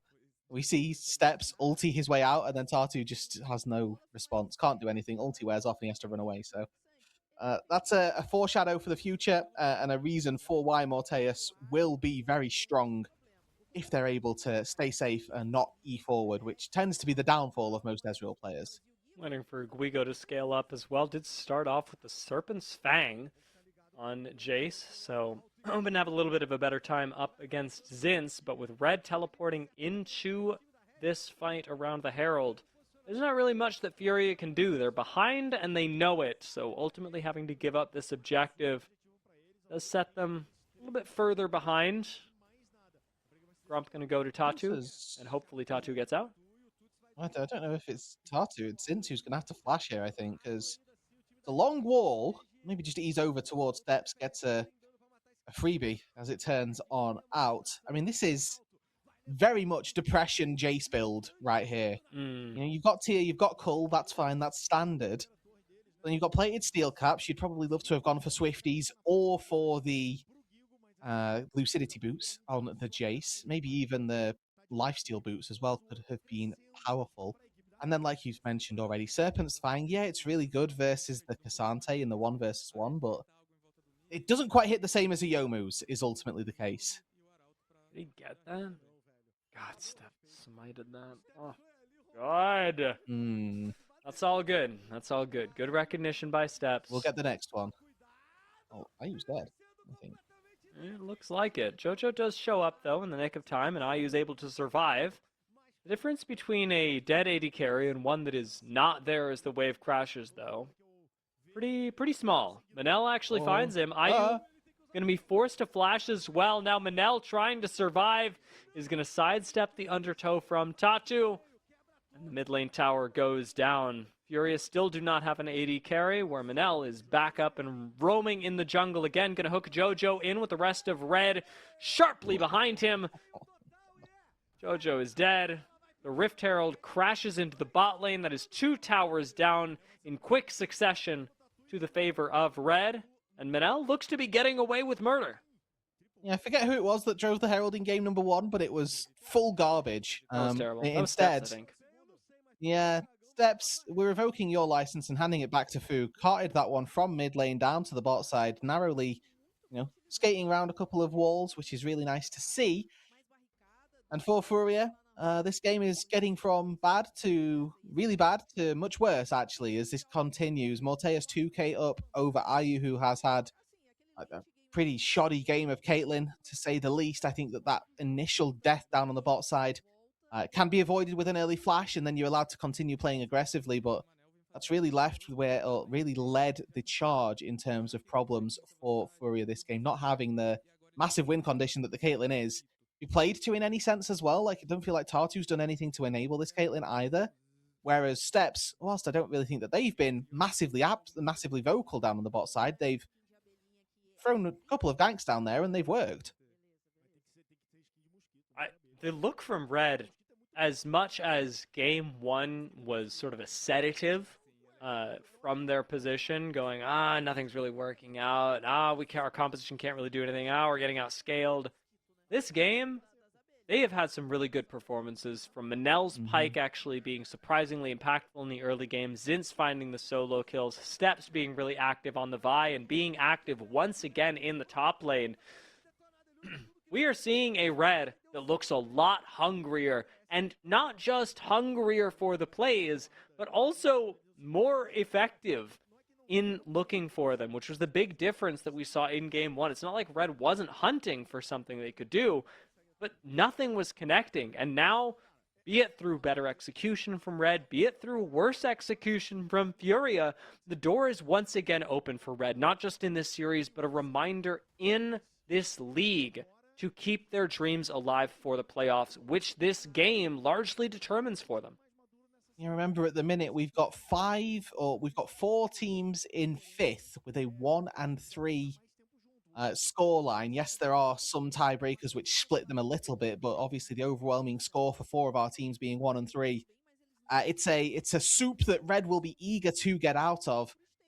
For Furia as well, Tatu back in the fold, they'll be disappointed that their effective score ratio is 1-3, or could be even 1-3 with them, or 2-3, 2-2, excuse me. And it's coming back as a very prestigious team in this CBLOL. 2-2 is not the scoreline that you would want with your full starting roster. There are ways that Furia can change this. IU is going to be scaling up as the game goes on, and late game Caitlyn can be absolutely horrifying. Guigo's got the chance, despite his recession-era build, to make a resurgence later in the game. For the mid-game, it's got to be an Olaf, who can largely be outplayed by Walls, as you said, who takes up the burden of getting Furia back to even. And right now, Furia to try and make that work. Unfortunately, catch onto Tuts has Red peeling off the Baron. Guigo poking Zinz from the side, but Furia have not made a bad misstep in this fight just yet. Tatu still frontlining, making life difficult for Zinz, who will end up falling. And inch by inch, Furia earn their way into the river, earn their way into a team fight that is going their way. That is Guigo nearly picking up a kill, which would be the 4th of the fight, but as Steps gets away, Furia still get the ultimate prize. It looks like they're after the Baron. We've become manifestors ourselves here. You said it's gonna have to be the Olaf. It's gonna have to be Tatu. What happens? The guy pops off in a team fight around the Baron, and the unfortunate nature of a Pike comes home to roost again. Manel throws a Q, it pulls the Olaf close to them, and that's their contribution to the team fight. It's all that the Pike can do. You have to get in there as a level 7 target that can't build HP. You can't stun people. So Manel in this fight tries to throw a Q. Who does it connect onto here? Oh, nobody. And that's Pike's contribution. Meanwhile, the rest of the fight is going down. Prince actually absorbs a lot of the engage. Parker's doing really well with his axes. And from there, the rest of the engage is just really too easy. One undertow lands onto Morpheus, he knows that he's doomed the second that one comes through. The two splashes all in vain as a flash from response comes through and takes it down. Now the gold is still in favour of Red, and they do still have soul point. The flash from IU gets away from Zinz. But if they lose this Dragon Furia, gives Red that lead back into their hands. The observers have highlighted exactly what Furia rely on to shift this fight. It's not just Tatu, it is the big flank from Tuts on this Annie. Has the AoE stun ready to go and has Flash on top of him as well. Ready to deconstruct the red composition. Is Fu going to find him? Unfortunately, the answer is yes. Furia, their cards now shown. You have to pull off a similar play, and Tatu doesn't get to play around walls in the same way as he did just last fight. Has to face tank things with the Olaf. With Guigo half HP, this Dragon low, you've got no choice but to go in, and Tuts is removed from the pit with force. Zinz picking up that kill. Jojo being assassinated. Furia are going to lose 2, and worst of all, they lose the soul. Maybe not worst of all, dear, because I think Aaron's up on the menu as well. Tatu's still alive, but I don't really think there's a good chance at a solid contest here. Really well played fight by Red, and unfortunately here, Tuts has a massive blunder on the Annie. Looks to go over the wall, and we'll see in the replay actually what breaks down. But for the time being, Red are going to secure this Baron. Keep your eyes on Tuts here. Knows that he's losing out in the range war versus Fu on this top side. Flashes over, gets hit by a Q, immediately cease and desist, ulted out over the wall. Miami's contributions to this fight was to absorb a couple of ultis, yes, but use any cooldowns? Absolutely not. Manel also able to quickly pick one of the Karma as well, and that's a really nice response, a really good retaliation from Red.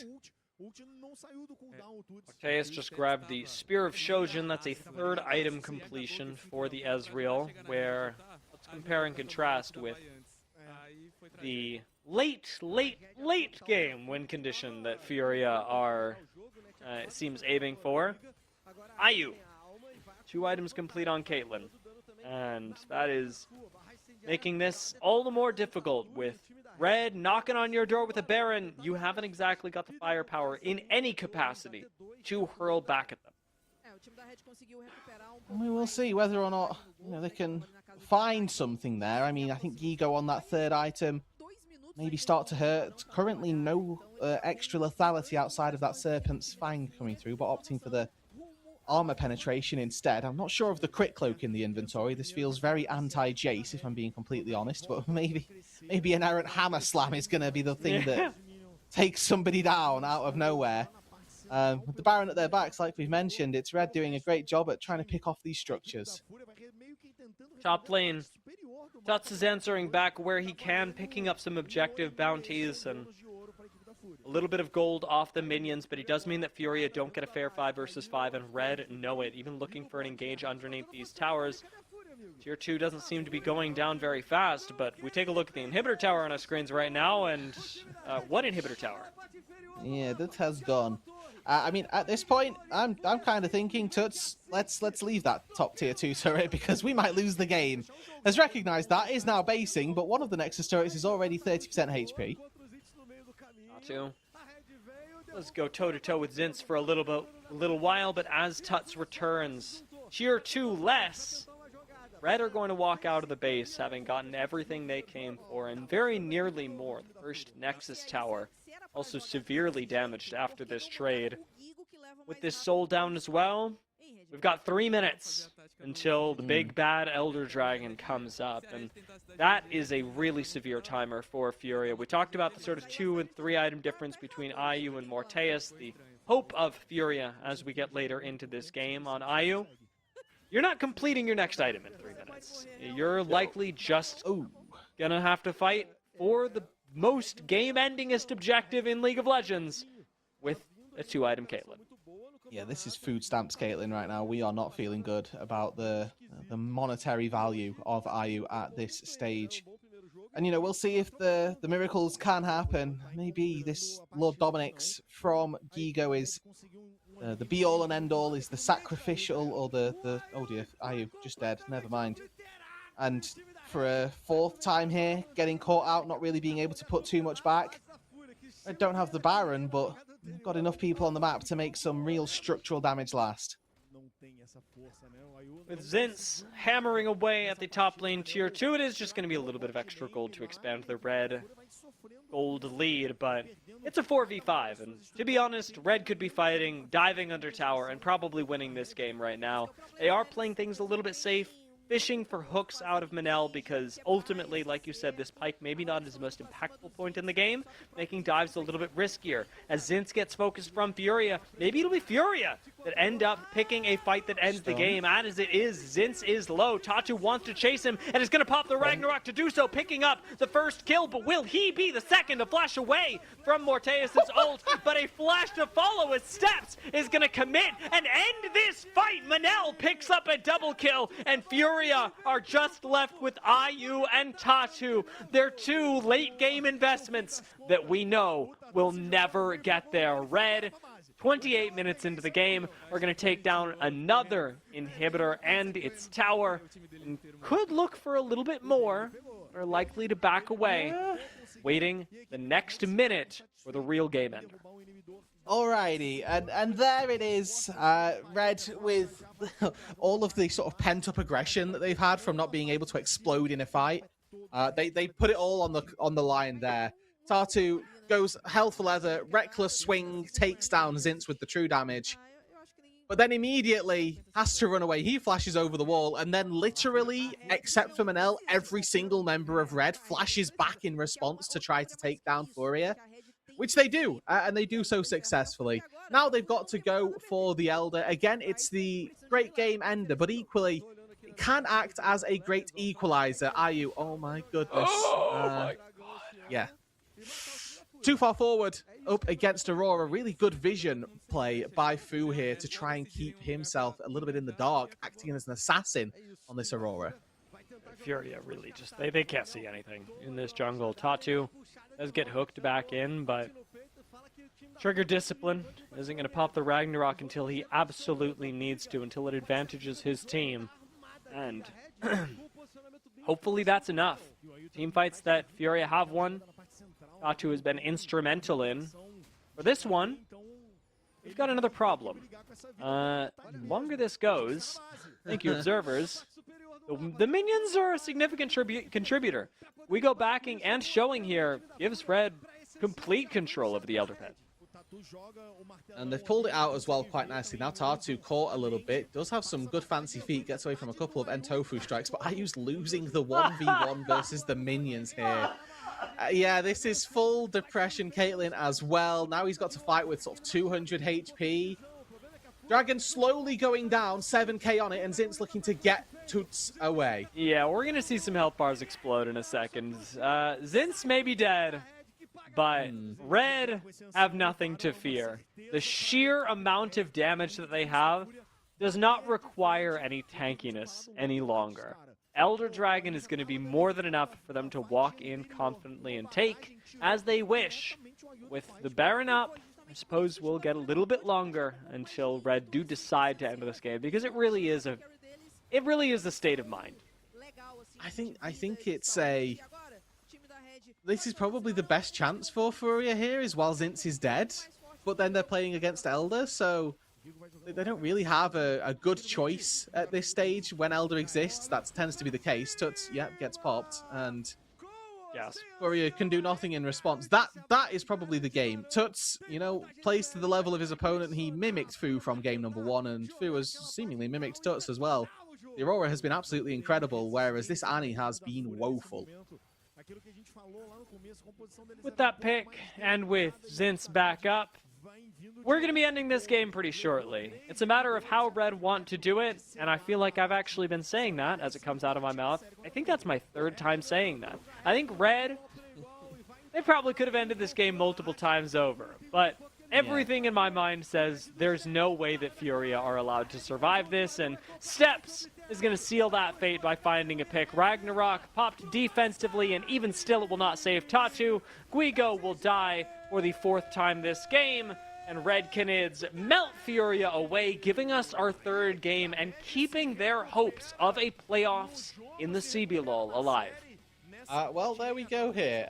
For Red, that's a really big win, and they'll need to find another one, obviously, to take this series and to sort of put a stop to Furia's resurgence post-Super Week. But, I mean, for Furia, I felt really uncharacteristic. I just didn't feel like they had anything. We saw Gigo getting solo killed twice out of top lane. I know Zintz has been a really solid top laner since he came into the CBLOL, but there was nothing particularly from Gigo there that showed any sort of confidence.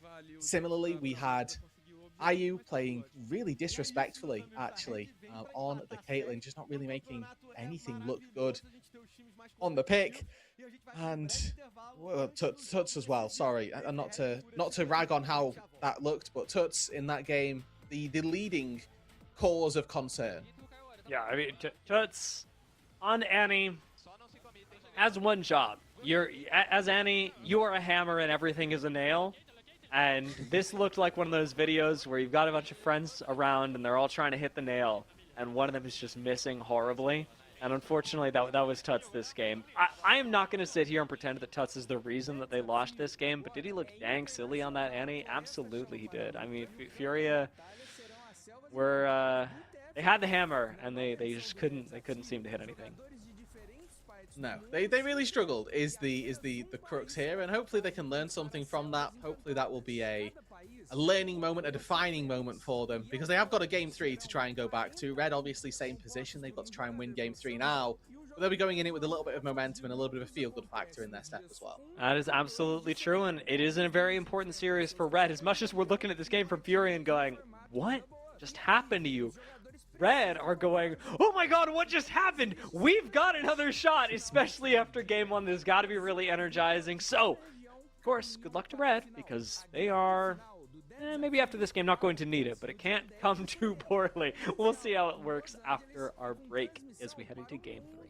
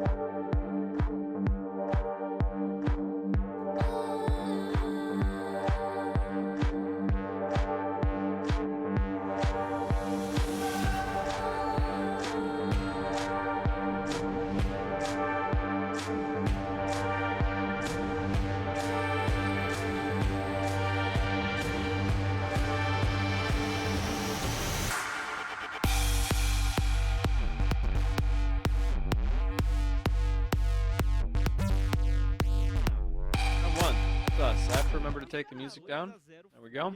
Music's Hello, gone. everyone.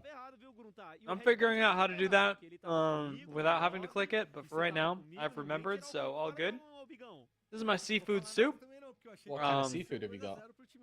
It is shrimp, it is cod, and it is salmon. Oh, And then sounds amazing. various plants that have been thrown in here. You know, I a little hope, bit of like, flavor. Edible plants. Yeah. So my partner is currently really getting into gardening and planting things in our house. The living room is got various terrariums in it. So plants mean something different to me. They mean like flowers and arrangements of things that you show off to guests, etc. Yeah, a plant not something I would put in a soup and get away with it without death. So No, these are not aesthetic plants, like onions and yams. Not exactly like display Okay. quality vegetation. This is sort of like, you know, hide it in the Growing a cupboard. spring till it's onion done. can be, I think. I am guilty of what is it with sweet potatoes, yams? Yeah. I am guilty of keeping them for too long and then having them start growing and then just starting to water them and then I just have a bread. I am guilty of that. There are worse things to be apologize. guilty of. I'm gonna be honest. Like that's kind of fine. As far as dodgy dealings in growing things go, sweet potatoes, that's on the low end of the list. Now, let's pivot this a little bit to How dare you? How dare League you of suggest Legends. we do that? Yeah, my bad. I think, weirdly enough, the consensus is Red Canids, they lost game 1. Furia are guilty of losing game 2. That looked a lot worse than it needed to. Yeah. Yeah, I think very guilty of losing game 2 and sort of full hands in the cookie jar, no real good response for why that happened. So both of these teams, Furia more so here, in need of serious series redemption, as we are seeing a little bit of a return to a split-a-go meta here, back in split 1 of CBLOL, with these enchanters gracing us down on the bot side, the first Yunara and Lulu that we're going to get. And honestly, I'm now split in two minds, because Manel, for me, felt like the reason that Red were losing a lot of their games with their, aggressive plays on the engage supports. However, that was very immediately rectified by a honestly pretty solid Pyke game. Pyke is picked to do great work during the early stages of the game, and that's what Manel did. Played it really flawlessly, had an excellent time. Now on the Lulu, the ball is in another member of the team's court. And nice thing here, at least part of that ball is going to be able to be handled by Stabs. Got a lead on Trundle in game number 1, and would have been a lot scarier had he been literally any other champion into literally any other composition. So now that he's on Neferi, I mean, if that guy goes up 3 kills, he's probably just deleting Furia, and that I think we can be hopeful for. So the only small problem I have with the composition currently is that Milio tends to do quite well into Neferi. If you can sort of line up yourself with whoever is being targeted. You're the first target, you're the first person to go through, so an Ultra Mega Fire Kick actually can stop a Neferi. If, however, you're not in range, then the dogs are always going to block it, and it's really difficult to land single target skill shots onto Neferi for that reason. So a pretty niche interaction there, and we'll see which side of it ends up, or which side of it is end up being benefited by these two sides. Into the second round of bans, though, we are looking at solo laners explicitly. Now, it has come down to the team that gets last pick does end up winning. So that counter pick, though I don't think it has ever been, in game number 1 it was marginally apparent. In game number 2, in fairness, the Cassante bodied the Jace. So we'll see if it's now Gigo's turn. Yeah, actually dominated a little bit. Much to our chagrin. Zin's genuinely playing really well this series. I'm kind of wishing that I had picked him, regardless of whether Red win or not. I'm kind of wishing that I had picked him for the fantasy this week, because Zin's performance has been a bright spot for Red through both games. Yeah. Furia, are going to be leaning a little bit more on Tuts this game, though, with a tragic Annie run in game 2. He's now got a little bit more opportunity to move, set things up for the team. On Ari, we'll be going up against a Galio, so that lane is not interesting. Yeah, Galio lane, I'm sleeping. Thank you so much. And in fairness as well, I don't hate the Galio into the Ari, and I think as well when you've got an Neferi, that sets up for Galio quite nicely also. Here, though, we have got Volibear being picked as the answer to Renekton, which I believe must have seen already. We've already got one Volibear pick of the season, so Gigo deciding that this counter pick will be put to good use. Yeah, last time we saw the Volibear, it was Guigo, and he pulled it out against, if I am remembering correctly, an Ambessa. And he went unkillable Volibear, Giga Tank, Giga Chad, Bruiser frontline, everybody pile in. This is a little bit of a different situation, though. This particular game, Volibear is not going to be diving in with a bunch of other big frontliners who are just going to out-beef you. Yeah, this time he's got Pantheon, he's got Ari. I mean, maybe he's solo frontline. Maybe he's building a little bit more bruisery and aiming to stat check Renekton. It really depends on how early lane goes. And once again, weirdly, for early game volatility, we're looking top lane.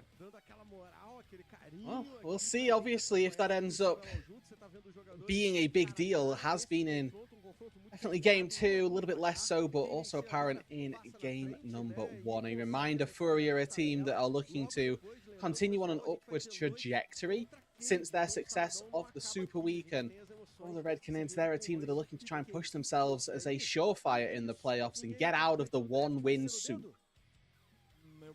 Can Red do it after losing to Lev? A fate for many teams in the CBLOL worse than death during the Super Week. Come back and take down a solidly middle-of-the-pack roster. Furia have not shown a whole lot of strength, but they have not shown a whole lot of weakness this split either, and I think that ultimately is for the good, but they've got to keep it going in this third and final game of this series. Otherwise, not only is the door open for Red, but it's a whole lot less certain for Furia, and both of these teams, especially from an org perspective, really want to make it to playoffs. It has been very few playoffs in CBLOL history that we have been missing either Red or Furia. Yeah, absolutely. I mean, when Furia first joined in, they were a little bit more missing. However, that being said, immediately, really big trades from Furia down on the bot side. The Lulu Yunara tend to wait until they've got their auto attacks down on the wave so that the Yunara can have a Q stacked, whereas you could see right there that Lucian Milio were more than happy to go in from the level 1. Orteus, though, ready to take it to IU now. Isn't going to force any additional summoners, as barriers were already used. Barrier and exhaust, rather. Both flashes still up. And I think there as well, we are getting to see the understanding of the matchup more so by the red bot lane. No, Furia and IU in particular needs to know that Yunara beats me in extended trades. Lucian, a very trade-centric champion. So if you're spending anything longer than just the time it takes you to cast your spells trying to auto-attack the Yunara, you're not going to win out in those exchanges. And you can see that based on the health that IU now has. Morteus in this game, obviously going to look to scale incredibly well, will be a bigger threat in the late game as well. So the fact that this lane has already looked really good for the Canids is definitely something to be happy about and to keep our eyes on as well, because if the Yunara does get scaled up, there aren't that many targets that have got the consistent DPS to get through a Yunara who's going to have Lulu shielding, Galio ulti shields as well. So definitely worried for Furia as the game gets later if they can't handle the Yunara early. Enjoy these mid lane shots while we have them. Fu, maybe making this a little bit more tense than it strictly needs to be, will still get out alive, but in large part, we're not expected to go mid lane with the camera a whole lot until the AD carries go there. Where what I am expecting is that we see the mid laners go elsewhere, that we see, especially post 6, a lot of involvement in the bot lane, in the top lane, but specifically coordinating for Fu with ults around Steps, who is just going to press R on somebody, and it's a perfect combination. Get a Galio in there too, and you are almost surely getting a kill for the Red Canids. As we can see as well that if they're able to succeed in that, they might end up with a pretty decent win condition. Already highlighted here that the game gets, I would think, better for Red, but we are seeing Steps already down on the bot side. Not resulting in a kill. It's not resulting in a summoner either, so a little bit of time expended for Steps for the health, which is still something, but not crazy value. No, not just yet. Good to show a little bit of presence as well. IU had gone back to base, so any damage that you get down onto the Lucian, it sticks. You know, if you're looking to try and take a recall yourself as Morteus, your jungler down here basically ensures that that recall is going to happen without too many difficulties.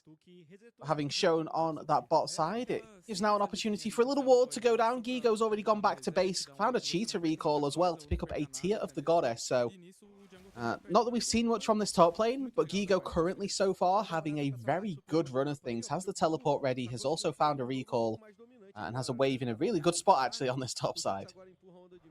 Yeah, definitely has been very comfortable on the Volibear the only other time that we saw it, and you've got to imagine that he's whipping it out a little bit more in scrims, so hopefully Red are at least prepared to deal with this on some level, but last time we ended up going Tier, straight into the Fimbulwinter. Maybe he is just going the tanky route again, realizing how unkillable he was last time this Volibear was on the Rift, and realizing with the Renekton and Galio how well he can do on a bruiser build into these two champions.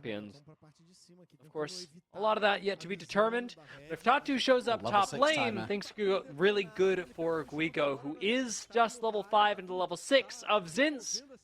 With Dominus expended, it's not like Zinz is going to be able to do too much about the ward he just lost. Like a dive for the bot side though. Steps will be able to drop aggro with that W. Gonna pick it up first. Looks like yes. Ult into the bot lane as well as Fu is going to join. Lands the double taunt, and that is going to be first blood over to Steps. Will they get a little bit more?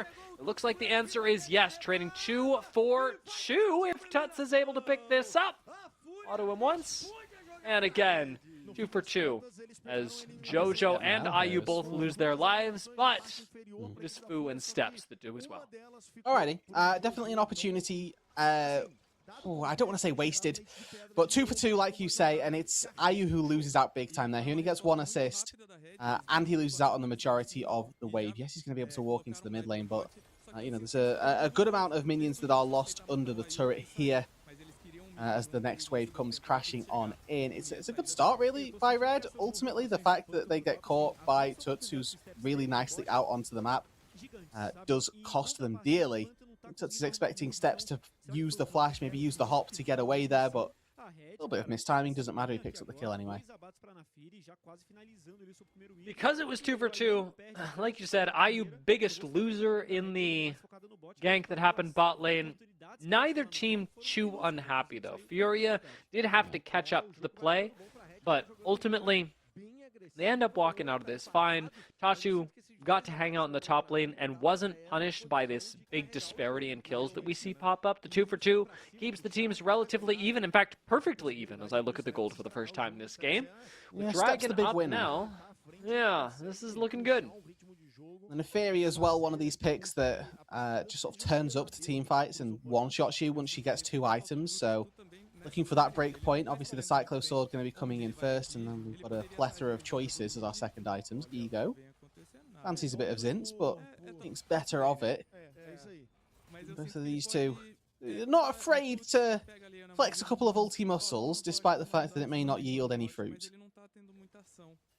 Like we mentioned, with the Dragon up, both of the ultimates being expended top lane, unlikely to be super impactful, although Zinz does have teleport up significantly sooner than Guigo, maybe giving Red a small edge when it comes to this first dragon of the game. Steps has just moved through the pit, but is pathing, instead of towards the dragon, straight towards bot lane, where he has taken it as his personal mission to make Ayu and JoJo's lives as uncomfortable as possible. A small overextension from Tuts is going to draw him mid.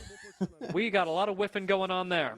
Yeah, both spells going very nicely wide, which is convenient for both of them, and even a Grand Starfall just for, I don't know, a bonus ulti, really, there for Red to be able to claim. Yeah, just having a good time.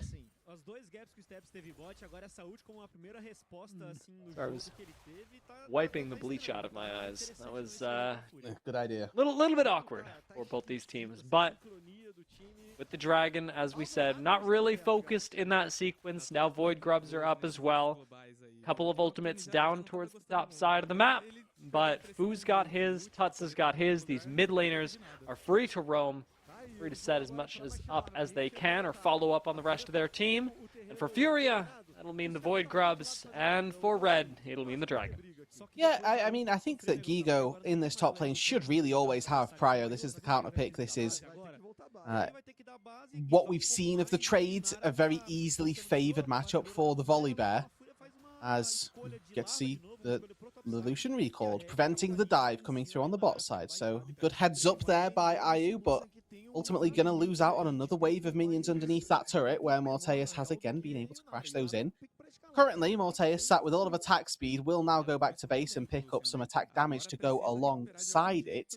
Once that Kraken Slayer comes on through, definitely a good power spike for the Yunara, but definitely nothing in comparison to an Essence Reaver hit for Ayu. That's Sheen doing a lot of work also, so we'd like to see Furia try and get this Lucian ahead of the curve. Again, I think if this game gets later, Red the ones who are more than happy to sit and wait for Morteus to carry them through a game win. Lulu Yunara is absolutely terrifying to face down in the late game, and Red, knowing that, have invested very wisely in what could be a season-saving combination right now.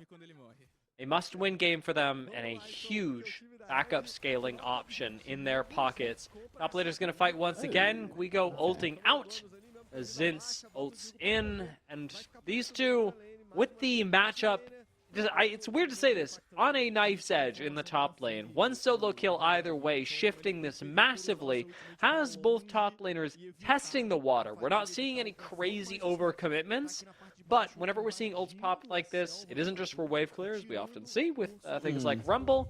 It is also a, hey, are you awake? Are you checked in? Are you locked in on this matchup? Because if not, it can easily turn on its head. Are you looking to try and bait Morteus in here? He's got Tatu just behind him. Not going to have a good opportunity to call for the Grand Starfall, and it does mean that Ayu just hops forward, takes a good amount of damage, and not going to get anything for it here. But I think for the Morteus trade, hold on, I'm going to have to hold it. As Ayu baited a little bit too close to the sun. Tatu is here, but Steps is right behind him. A flash forward from Tatu is going to secure the kill onto Morteus, and with the shield vault and Aegis Assault making him both terrifying and effectively invulnerable, he's going to walk on out of there. Steps showing up just to collect the wave. And maybe Ayu? Looks like it here. Call the pack. Lovely stuff. Finds one. Could find another easily, but JoJo walks this out as Steps chooses not to commit underneath the tower. Big misstep from Ayu in that situation, where otherwise Furia was coming out ahead. Both of these AD carries currently feeling the impact of jungle diff. And that's not to say that there actually is one in this game. I think Tatu's tried and Steps has succeeded at that little bit more. But they've both sort of felt the impact of the enemy jungler more so than they have the enemy laner. Morteus, like you say, going in here and with Ayu baby baiting a little bit too close to the sun, actually plays it pretty perfectly. He knows he's got the healing coming through from that Milio. Good summoner spell usage as well. Once the Lulu's used her cooldowns, you don't have a cozy campfire constantly topping you off with health. You don't have anything extra going your way. But Ayu steps in, really wants to make sure that that wave has crashed. Unfortunately, though, there's a little Neferi waiting around the corner who was more than happy to pick up that kill. Small misstep from Ayu in the grand scheme of things. It's absolutely something that any of my AD carries would do. And Roodood, I do mean any of my AD carries. Yeah. But, that's a good thing I'm not an AD carry. I know you don't mean me. Yeah. But all things considered, Furia come out, sure, even. Same thing as before. When we're jumping underneath towers, we're 3 for 3 ultimately. The gold is negligibly different between these two squads, and we're still waiting for the big thing to blow this game up, the big difference between these two teams. As Tuts is forced to ult, maybe that can come around the Dragon. Red gonna have a small ult advantage because of what they were just able to force out of Tuts. They're not gonna get his flash, as scary as this may seem for the Ahri, but Red do own this river, and the Dragon only a minute away. Right, Gigo's taken 4 out of 5 plates in the top lane. In that picture-in-picture, we did just see that Gigo got a little bit of alone time up against the structure, and Zinz has taken a pit stop at the Executioner's calling, I think mandated, and now an all-in from Gigo, as that's not actually going to result in really anything other than maybe forcing Zinz to go back to base again. I think this is an opportunity for Gigo to get his recall in more than anything, so just flexing his muscles a little bit, making sure Zinz doesn't look for an interrupt, because I think there's a big recall coming for the Volley Bear as well, with all of that gold from the structures going in his back pocket. Imblewinter nearly completely stacked up as well. We go not immortal by any means, but he's going to be getting pretty close to that line, especially around 2 items into this composition. Red have the opportunity with Yunara Lulu to change that. Later we get into this game. That also puts a lot of weight on Morteus' shoulders, weight that we have not seen him actually pick up in any game leading up to this. You get to see there a little bit of the interaction between Jojo and Steps that I was talking about earlier. Steps very quick on the call the pack to make sure that he doesn't get hit by any CC. But now Fu's here, and they're looking to try and find a fight around this Dragon. I don't think there's going to be one as Zinz TP's in to secure it. He's going to lose out on his first brick on the top side, giving Gigo, again, furthermore of an advantage in that 1 versus 1. He takes the first turret. He's probably going to take an extra wave as well on top of that. But if Furia are giving this up, third Dragon has got to be the place that they fight, especially if Guigo is the one getting the advantage. Around 2-3 items, Volibear can become incredibly powerful compared to the competition. They've got to be making good use of that power spike. This can't be Guigo on an island the whole time. As much as the early game has gone well for him, as much as they give up that Dragon so he can get ahead, that's got to manifest somehow, and in 4 minutes is when that's really going to matter. Rift Herald, you can give that as well. It's all right. You'd of course like it. But Furia, third Dragon, I expect them to fight. Yeah, third Drake is where you'd expect them to make some semblance of a stand. I also don't mind the idea that they would look to try and fight around the Herald as well. They actually have TP advantage now on Gigo, so with it being a mirrored matchup down on the bot side, we may end up seeing him pay forward the advantage that they lost around the Dragon. And, you know, maybe there's a little bit of recognition from Red here that that's what's at play. A chunk onto Ayu there by Morteus, not really willing to go transcended and look for a fight, but there's a good amount of damage all the same. The Herald goes down for free. Does mean that Gigo has to play a little bit respectfully down on the bot side, as there was no contest at all from Red, but you see the circles and the swarm starting to come through as Tuts closes in a little bit into this mid lane. Big vision game being played for Furia as they control almost everything around the river. At least around the mid lane, is what I mean to say. It is Guigo, in fact, that controls the river, picking up the shield and continuing his all-in on Zinz, who is unable to get away cleanly. Does have the slice and dice to get over this wall, I would imagine, but it will be a flash instead invested as that cooldown not quite coming back up yet. Furia, haven't gotten that. Don't really have to invest too much more, but we are in a fun time of the game. With 3 minutes left until the Dragon, we are in the zone where you can just pop ults. You can look for these funny plays that don't necessarily have an objective tied to them and know that you're going to get your resources back. And now Gigo gets to extend that lead even more. 2 plates, probably make it 3 and an extra wave to boot that Gigo's going to be able to collect from that small play. There's a lot of discussion, there's a lot of impact on how Renekton skills his abilities. If Renekton had skilled E second and like maxed his E second, he's got the cooldown reduction to slice and dice over that wall again. Instead has gone for W max second to give him more rotations of the Ruthless Predator versus the Volibear to try and get a little bit more spacing, maybe to try and play the fight a little bit slower. But that obviously has come at the cost. He doesn't have the cooldown on his E, means he has to flash that wall there, which right now might not be a big deal, but in 2 minutes' time, when we see that dragon spawn, Renekton Flash is an incredibly pivotal tool. It's how you get access to those backline carries. It's how you threaten Illusion, and most importantly, it might be how you feel safe under a tier 1 turret. There's a Pantheon lurking around the corner. Guigo is chilling under here, picks up a shield and gets to walk right back underneath your tower again. When we were talking about this sort of zone of the game where we can expend ultimates to try and find advantages, summoner spells are exactly the kind of advantage you want. And in comes a Grand Starfall. Try and fish for a little bit more of one. Tatu gonna take a chunk of damage, but Steps sits there and emotes in his face. All is good with red in the world. Tatu still gonna get his ultimate back up, and again, Steps playing with fire. Alrighty, I mean, this game for us, dear, really clear what we need to look at, and more specifically, who it is that we need to look at. Whilst the gold lead is relatively marginal overall, individual role leads very much exist. We've got Steps out to a really good advantage versus Tartu. That's a 2-item disparity versus the 1.5. Similarly, down on the bot side for Red, Morteus quite strong, quite a bit further ahead of the gold curve than Ayu. Whereas for Furia, they've got a strong Ahri and they've got a really strong top laner as well. So it's eyes on the solo lanes for Furia, it's eyes on the team fighting, and the Yunar appeal that these Red Knids players can offer. Fu being down in gold doesn't all that much matter if you're playing it as a tank to facilitate for Morteus. Ooh, it's a lot less about how strong you are. It's a lot more about where you are. And right now, hovering around Morteus in this brush, gonna be all right. Has the chance to get out of here and very easily will with the Justice Punch. But Morteus feels comfortable going toe-to-toe with Ayu. Drops the exhaust on him as well. That summoner spell you won't get back, but he's opened up space for his team in the river as Guigo. Front line and solo lane for Furia.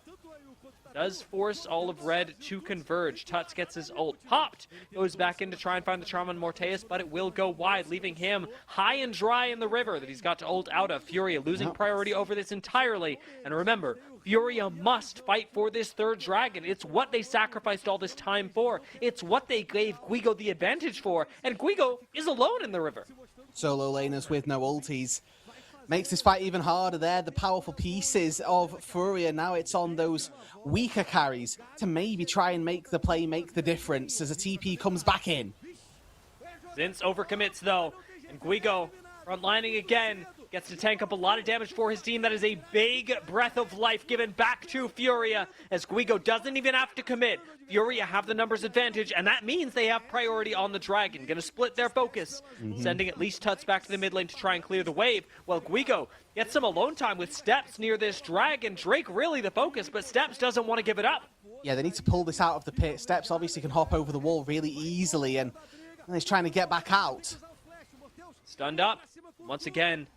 Out just in time. Furia should be able to commit for this. Dragon Smite's going to come through, but they have lost their mid laner in the meantime. Ayu and Jojo playing in the back line of Steps, going to commit with the ult to the front, but that is just as his mid laner disappears. Guigo flashing forward, finds the stun on Morteus and takes him out. The Grand Starfall over the top will be the usher for Tatu into the gray screen, and Red pick up the dragon and now can focus on the Baron if they want. Oh, it was so tense, such a nail-biter fight, but Furia do come out on top, and honestly, the power of this Milio has really surprised me. The Cozy Campfire keeping them topped off throughout the majority of these exchanges. Every single tick, it's giving 30 to 40 HP between the team. Really high value for this Milio champion. The breadth of life you called in the fight was really important as well. And you can see another campfire down, another top up of the HP going on to those important carries. Yes, Morteus is able to go into the backline, take down Tuts. But look at these solo laners, look at the carries from Furia, Tartu and Guigo doing such a good job at creating space. And More importantly, just being a nuisance. Ego flashing on top of Morteus there is absolutely instrumental in taking down this Yunara. And we said that if they can't keep the Yunara alive, Red cannot keep their composition afloat. Fury have certainly got their feet firmly under them in this game now. We were waiting for the explosive moment where this game would change. The top laners kept fishing for it the entire time. Steps gave us an inkling of it when we were down diving bot lane at like 5 minutes into the game, but now around 3rd Dragon, Furia have been the ones to blow this game open. They have the big advantage of a Baron to let them extend it even further, and it's up to Red to find an answer here. Perhaps that answer coming now. Breath of Life forced out of Jojo, and IU, clearly the focus of Red, will stand strong. They don't lose anybody either the entire time. Gigo menacingly pushing down on this bot side. Working toward a Randuin's Omen as that 3rd item, recognizing where the power lies. And I think this is maybe a little bit of a pitfall in the Red composition here. They don't actually have any magic damage. The Galio exists, yes, but does it exist to a point to serve Red any damage? I'd say no, if I'm being completely honest. So Randuin's coming through. The ability to just stack armor here for Gigo is going to be very important. If you can get away with it, it will be very scary. Forces now Zinz away from this tier 2 turret down on the bot side. Work into the mid lane as it's Furia looking to collapse and claim another one. Is that top side also next up for grabs? Gigo may really end up unkillable. At 2-0-2, we'll see if he actually racks up a death in this game. With how much armor and HP he is stacking and the lead that he has. Fury managed to dance around Red's aggression. Although credit to Red, fishing for an engage in the mid lane did almost work out for them. Ultimately, it's going to be a Fury engage in the mid lane. Guigo ulting underneath the tower, and Morteus is wiped off the face of the planet. Ult's going to come in. A little bit of extra healing for Furia to continue the fight as Guigo continues his rampage on this Volibear underneath the tower. Second time we're seeing it this season, and it is looking just as terrifying, if not more terrifying, than the first time. It's a monster R5 from Gigo, and he is making it work with a 4,000 gold lead over Zinz, punishing Red for even deigning to defend their tier 2 turret. He'll go back to base wearing the purple and more than happily able to now pick up that Randuin's, knowing full well that his job has been completed. Manages to take the inhibitor turret down in the mid lane as well, and Furia now set, destined for a series win. We take another look at how it all broke down, and it is just a Gigo differential in this one. Their ability to go absolutely crazy is unparalleled here. Even with Red teleporting in here, there's really not much that you can do against a Furia that is stacked up like this. It's not just the advantage on Guigo. Remember, they have got the Baron behind them as well, adding additional punishment to all of this. While they win the fight in the mid lane, they also manage to grab the towers in the top and bot lane, extending this gold lead to, I will be honest with you, Roodood, a ridiculous degree.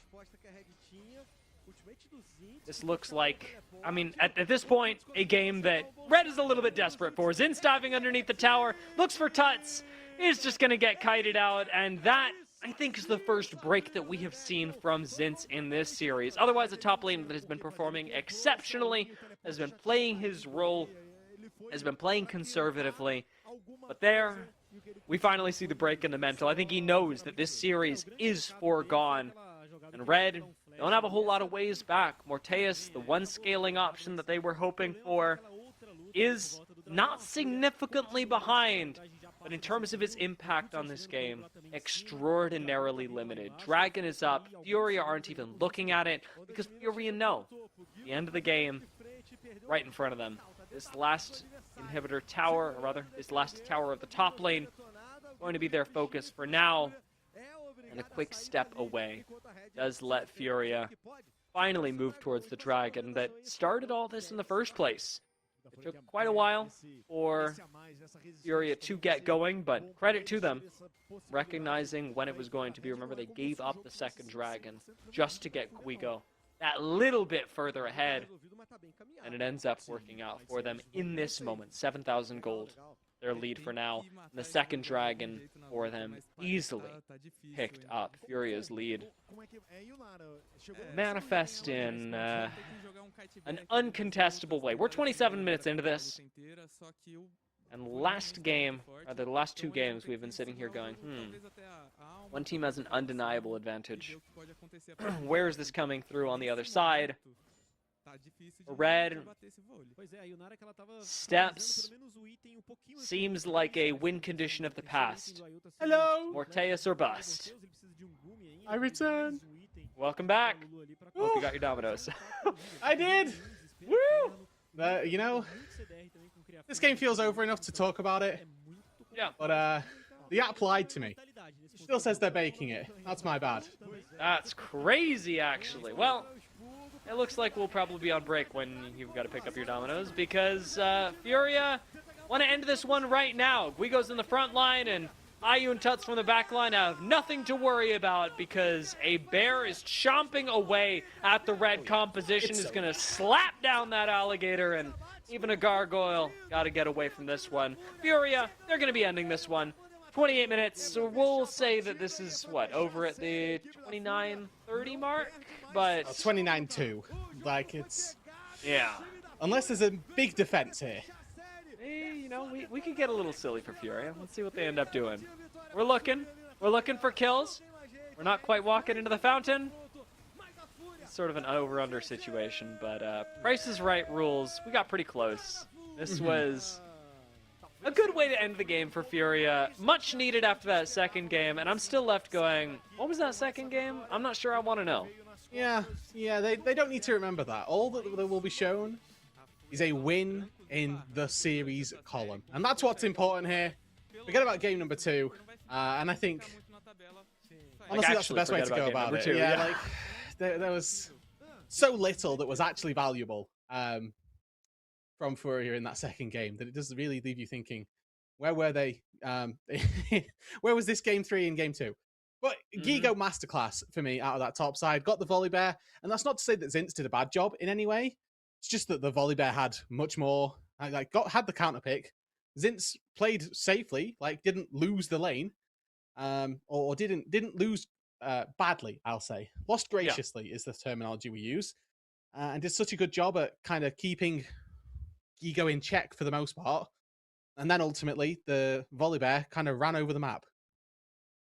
Yeah, I think it was that TP for the dragon that just opened it up. They must be scrimming with this Volibear, because Fury, at the very least, looked confident with it. I think what's confusing me a little bit is that Red didn't really have any ability to answer it. We talked about Morteus being really important, but man, Steps got 2 kills early on. This Nefiri was this Nefiri was dog. It was. It got 3 kills, 2 of them from a dive really early. Got another kill at some other point, and then I feel like did a lot of damage, but was never confident enough to get in there. When I see good Nefiris, I see them fully immersed in the action and still getting away. I feel like in this one, we just sort of saw Steps throwing the daggers and then going, that's me, mate. Thank you so much. Yeah. That'll do. Yeah, didn't have a lot of impact on this game, which is tough, because I was really hoping that he'd be able to deliver on the Trundle promises that he gave us in game 1. You're going to get ahead, you're going to be really scary, you're going to play really aggressive, and Steps didn't really get the chance to do that. I think a lot of this having to do with the fact that Furia avoided interaction with Red unless it was around a team fight, which was smart from them as well. Furia only took the team fights that they were absolutely sure they were going to win around the 3rd dragon.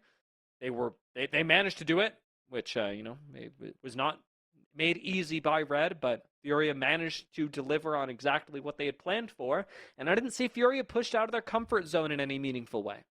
No, I think that's exactly the case, that they kind of weren't pushed in any sense. There were small advantages for Red, don't get me wrong, but did Morteus ever really do anything in that game? No. Did Steps ever do anything really in that game? Also no. So those areas of the map that had the leads never felt like they were in any sort of realm to compare to Gigo and what he was offering.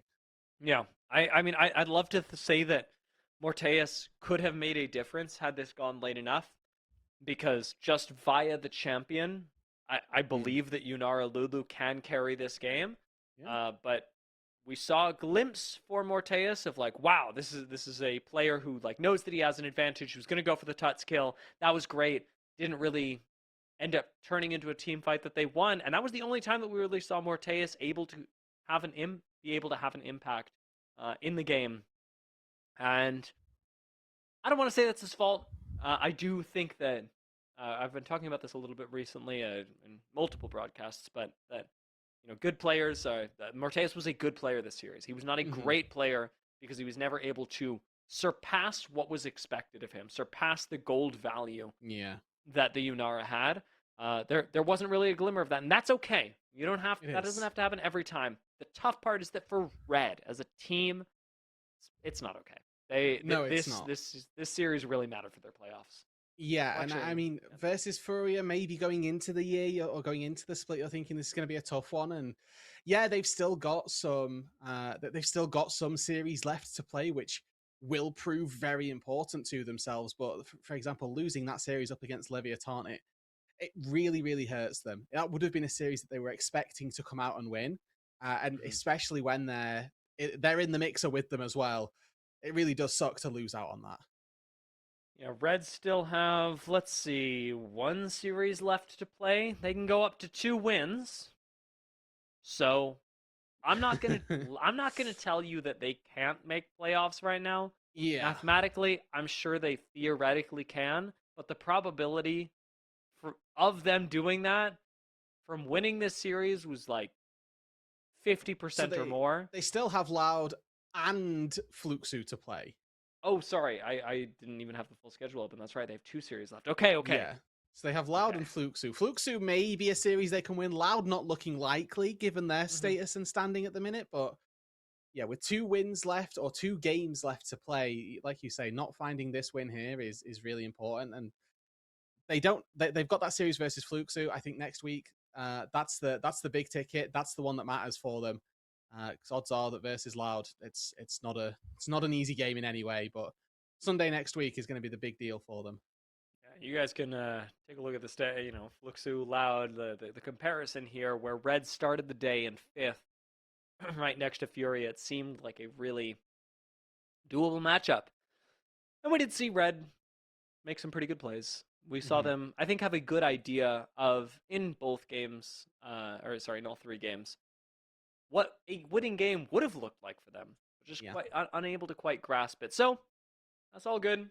That happens to the best of teams. And speaking of the best of teams, if you guys were taking a look at the schedule graphic we flew just a moment ago, we've got the best team in the CBLOL coming up next. Los Grandes are going to be playing up against V4D1 Stars. Should be a very different looking series, and I say should because this is the CBLOL and anything can happen, as this first series going to 3 games definitely showed us. So Roodood and I are going to take a break. Hopefully the Dominoes arrives, and we will see you on the other side of it with Los Grandes versus V4D1 Stars. That is the wrong transition out.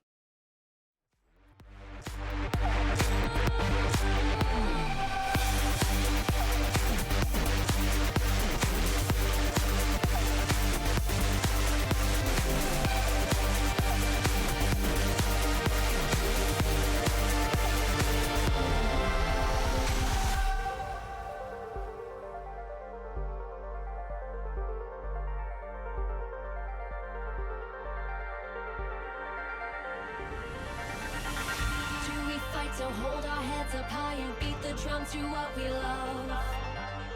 Risk the fall, or we have felt it all come crashing down from far above. Stars are rising, countless worlds colliding. Only one will take it all. Can we bring to fall the giants? Can we make the final call? We are the ones to ignite the darkened skies. The champions.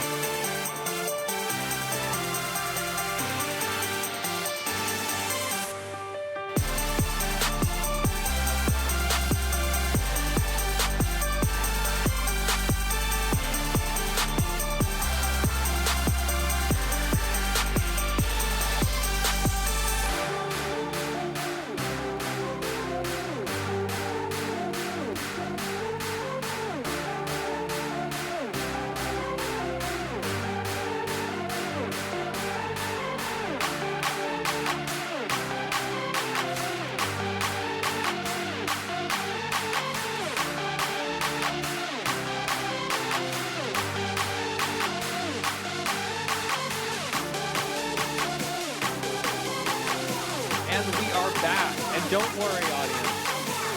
The big story of the day. Yeah, our beloved viewers will not be wrong. Because I was going to ask you to talk about it, but you said I waited until this moment to ask. I had 7 minutes of it. It was eating away at their brain.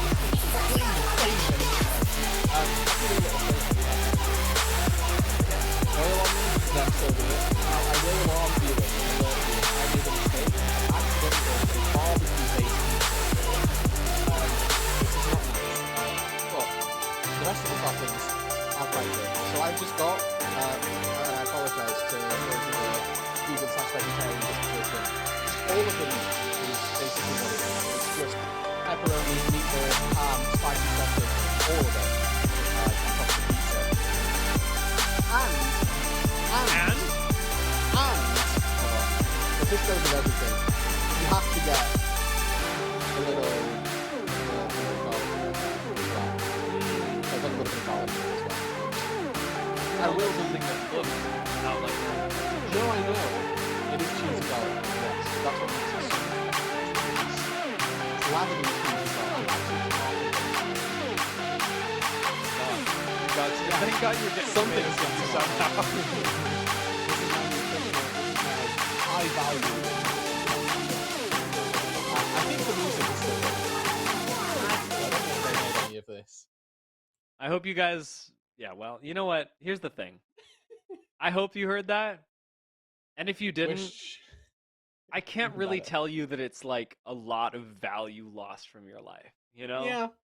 The pre-game discussion here has yet to actually be pre-game discussion. It's more just like We're catching up. we're hanging out. Yeah. Yeah. Talking about pizza. Good. You guys are have missed out a little bit on an insight into our lives, and that's unfortunate for you. As the fourth wall of League of Legends casting, you know, we do exist outside of League of Legends, which, you know, is a pain to most viewers and what they realize. Similar in a way, I don't cast full time. I actually work as a teacher. Similar in a way that the kids, when they find out that I don't live at school, you know, Ooh, yeah. there's a little bit of like, huh? You have a life outside of school? What is this? Now, here's my yeah. question. Yeah. League viewers know that you teach. Do your students know you commentate League of Legends? My students have found all of my social media, and regularly comment on any social media postings that I post in response. So I've stopped all social media posting for fear of a random 12-year-old going, "That is sick, sir," underneath one of my That videos. is sick, sir. Yeah. I had a video where I used where I had a highlight of some of the games I was just playing with some friends. And somebody responded with, "That is so tough," but spelt TUF. And I was very upset that had happened, to be completely honest. I had another one where I'd commented, this is before I started working as a teacher, but I commented on one of my own posts after somebody else had commented. I responded to a comment, and I used an expletive. And then one of the year 10s, one of my students came and collared me. I was like, "Sir, we saw that you swore under one of your posts." And I just went, "Why are you telling people? Stop talking. What do you mean?" And and they enjoyed that. They enjoyed that I didn't hide it. They were just like, "Oh, okay, fair enough." That's so funny, actually. Oh, It is. wait, hold on. I have to click this button. We have to. We must do this. I honestly am surprised with the. This is something about the UK system. Calling you sir is Yeah. something that I'm very alien to in the North American school system. So really, What do you call your teachers in North American school systems? Is it just like Mr. X, Mrs. Y? I'm gonna say something that might offend people from Oh. wherever they're from. I went to an alternative school for my first couple of years, and then had very friendly teachers in my high school years. We just called everyone by their first name. Really? Yeah. Even in high school? That's wild. What about middle school? Or did you not have a middle school type thing? Middle school was also alternative. So it was the Okay. same as like K through 8. And what did you call people? Did you call them in their first name there? Yeah. Wow. Yeah. Okay. Whole time. That's wild, Fine. actually. Yeah, it was very hippy dippy. It was a very I wouldn't mind that, to be honest. Like, if my kids No. call me by my first, I wouldn't mind it. I just think I'm at a pretty non-alternative, pretentious school. Shouldn't say that on air. Sorry if you're listening. But you know, um, they're very by the book. You know, if I got called by my first name, that'd be a problem. Okay. Well, as much as I really want to continue talking to you because I do actually enjoy spending time with you, we have a duty here on the CBLOL English broadcast to at some point discuss the CBLOL. And while we were made to do that for, I think some would argue, an additional extraneous game in the first series, we've earned ourselves a bit of leeway. Not so much that we can miss talking about this draft, though. First pick, Nocturne for Los Grandes, leaving the Orianna up, controversially. Or Vivo Controversially, indeed. There are a lot of different bans that have come through here. So the Disarmist Lee Sin being taken off the board, Lock away from Miryu, and the Olaf as well, which feels like if you're not going to first pick it, you have to ban it type situation. VKS have got their hands on some really good pieces as well, though, with the Orianna, with the Ezreal being picked up. Yes, there's a massive boon for Los having taken the Nocturne in their favor. But we'll see whether or not they can find as good a pairing of marksman and mid laner to go alongside it as, Orianna and Ezreal. Yeah, I mean, at this point, I imagine that you're throwing, well, you know what? I guess I'll just retire. I was going to say, I imagine you're just picking a mage into the bot lane, but no, Sivir makes her return. And Sivir, granted, picked on the first series, it does seem like people are getting a little bit more comfortable bringing marksman back down there, especially when you see an Ezreal on the other side. You've played the matchup a million times, sure. Was an opportunity to go for Kai'Sa here for Dudu. Decided not to, and that's a burden that they will have to bear. But it does give you the karma, which, as well as a denial away from the Ezreal, which I do quite like as an idea. You get to remove what is effectively an incredibly powerful lane. But probably gives VKS an option here to lock in a engaged support, a Bard maybe if they really fancy it as well to go alongside this Ezreal. So lots of bans to consider for Los here. They could go for that Bard, could go for the Nautilus, could go for something a little more off the wall. Or alternatively, they may end up looking to ban away some top laners for their blind pick for Zest. Yeah, seems like with the last pick going to Los Grandes, securing a top laner for Zest that at least isn't going to be hard counterpicked is going to be nice. It does mean that likely the most exciting part of the game has already been picked up, the Nocturne, because you're not going to take a lot of risks, I would imagine, in the last two picks, both of which can be countered. But there is draft yet to play out. And with an Alistair ban coming through from Los Grandes, they are just making sure to pinch the VKS pool as much as possible. Although, I would not want to focus too much on what the support is playing. It's an Ezreal lane. You're going to ignore it. You're playing Karma Sivir, like, it's not that serious. Yeah, it's not that serious. As I said to one of my slightly more mature classes when they weren't getting something quite right, I went, it's not that deep. And then they all said to me, sir, you can't say that, that's not allowed to be in your vocabulary. I can't say things are too deep, apparently, which it isn't for the VKS support role. And we'll see. We've already seen a Camille top so far today. And with this lock in here, it actually reveals not so much about the VKS composition. The Shen, kind of does the same. We have seen a couple of Shen tops throughout the year as well.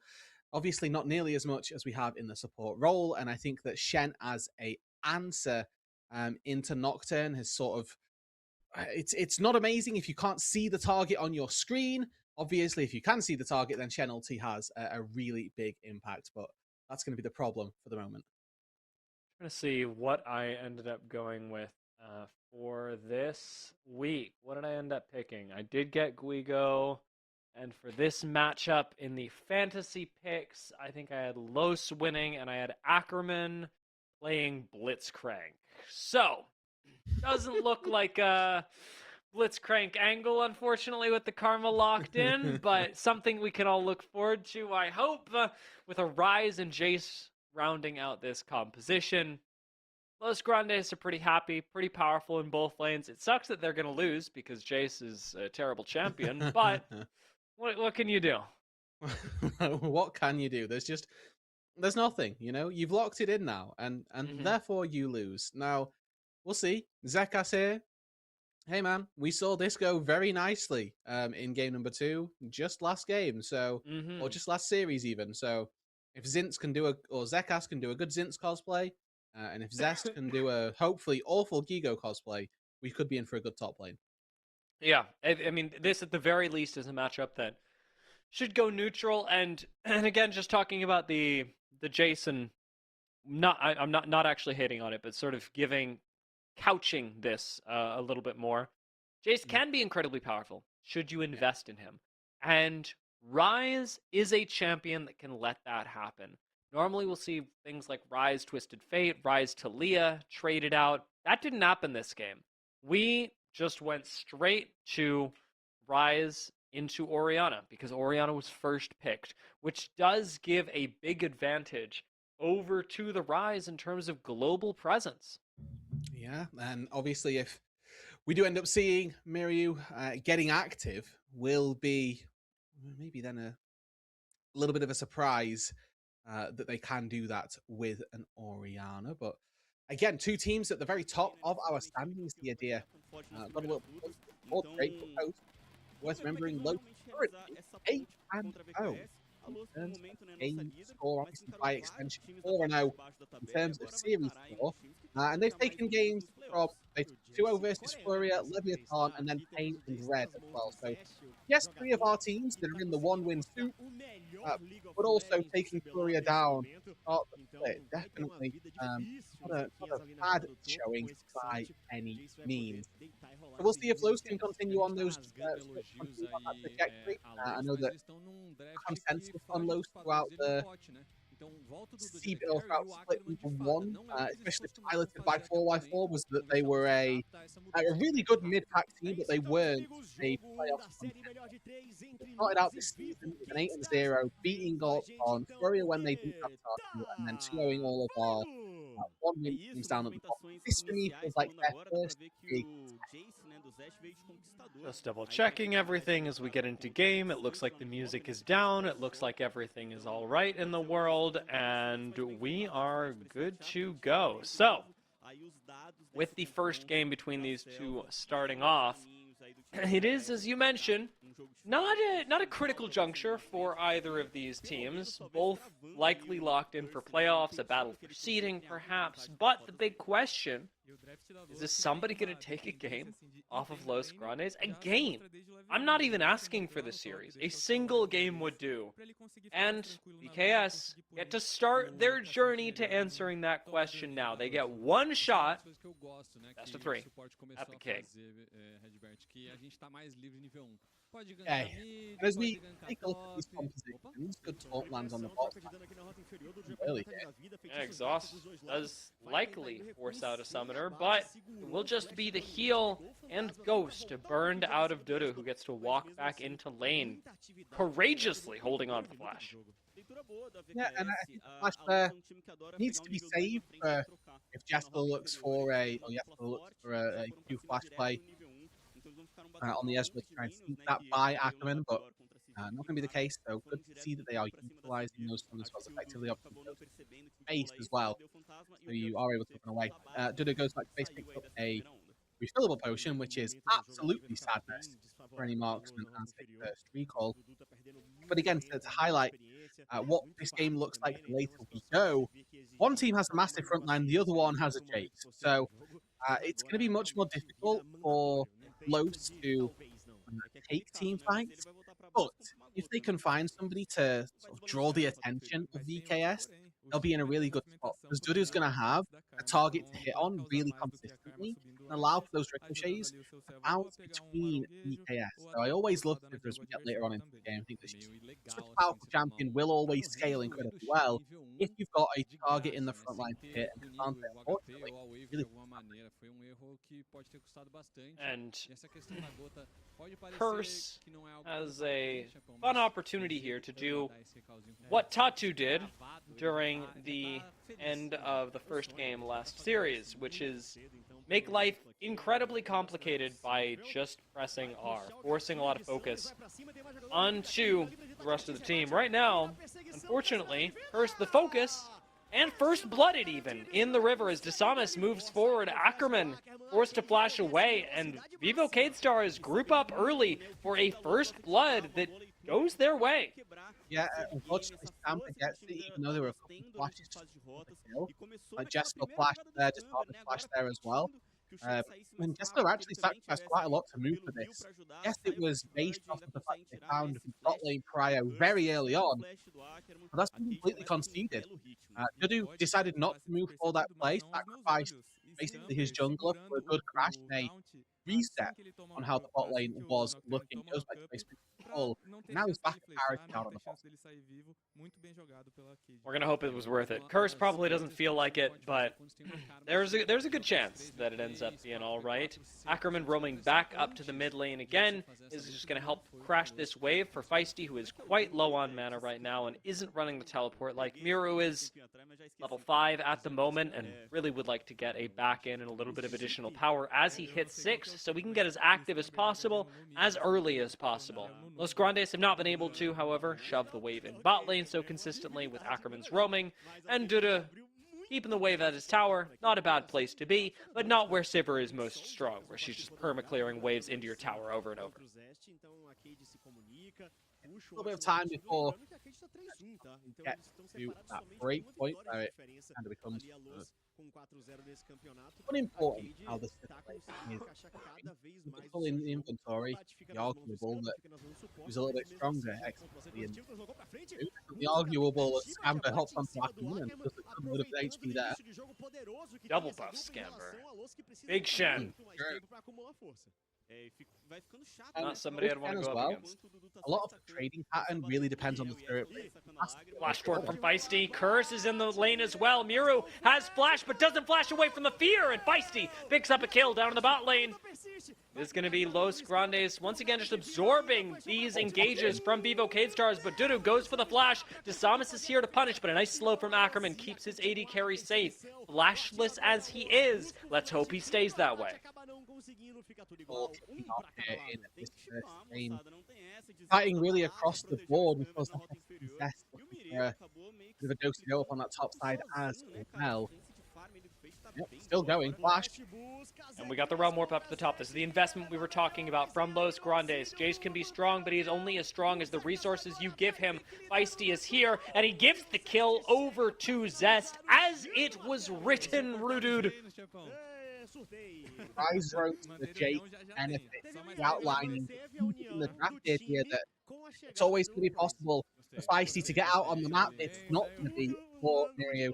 We can see that's going to be really emphasized in Feisty's build up here, straightforward swiftness, trying to get across the country really as fast as he can, making as many moves on that map as possible. Catches 3 out of 6 minions on the mid wave, in the mid lane.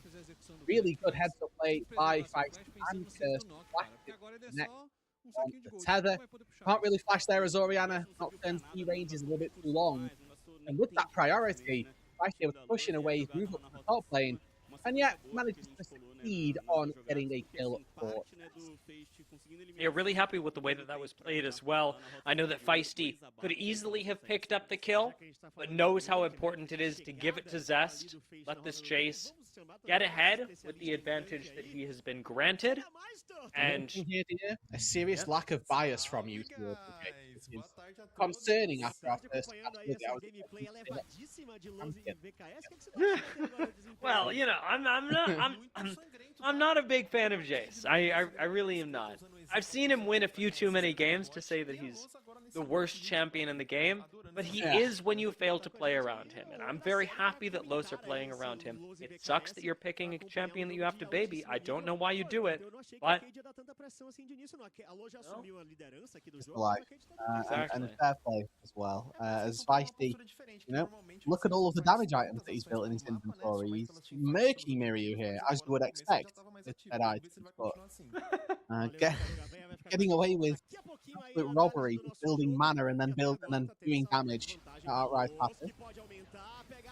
Scamber likely dead. Got 3 people on top of him and no real help coming. with an ult coming in from Curse as well. It'll be a flash expended by Jeskla, leaving him with no mobility tools as Duda sweeps in for the kill, walks back out, gets to clear the wave.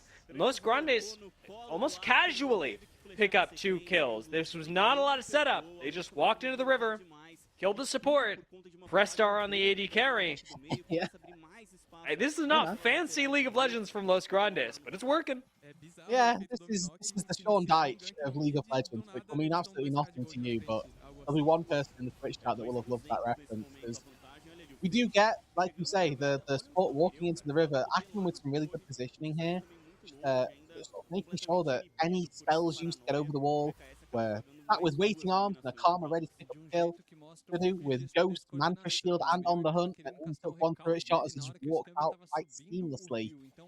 Still not in a great position, I will say, with regard to the items. Jester definitely stronger at the stage down on the bot side. That's about it for places where it looks good. As the rest of the map is not particularly in a good position at all.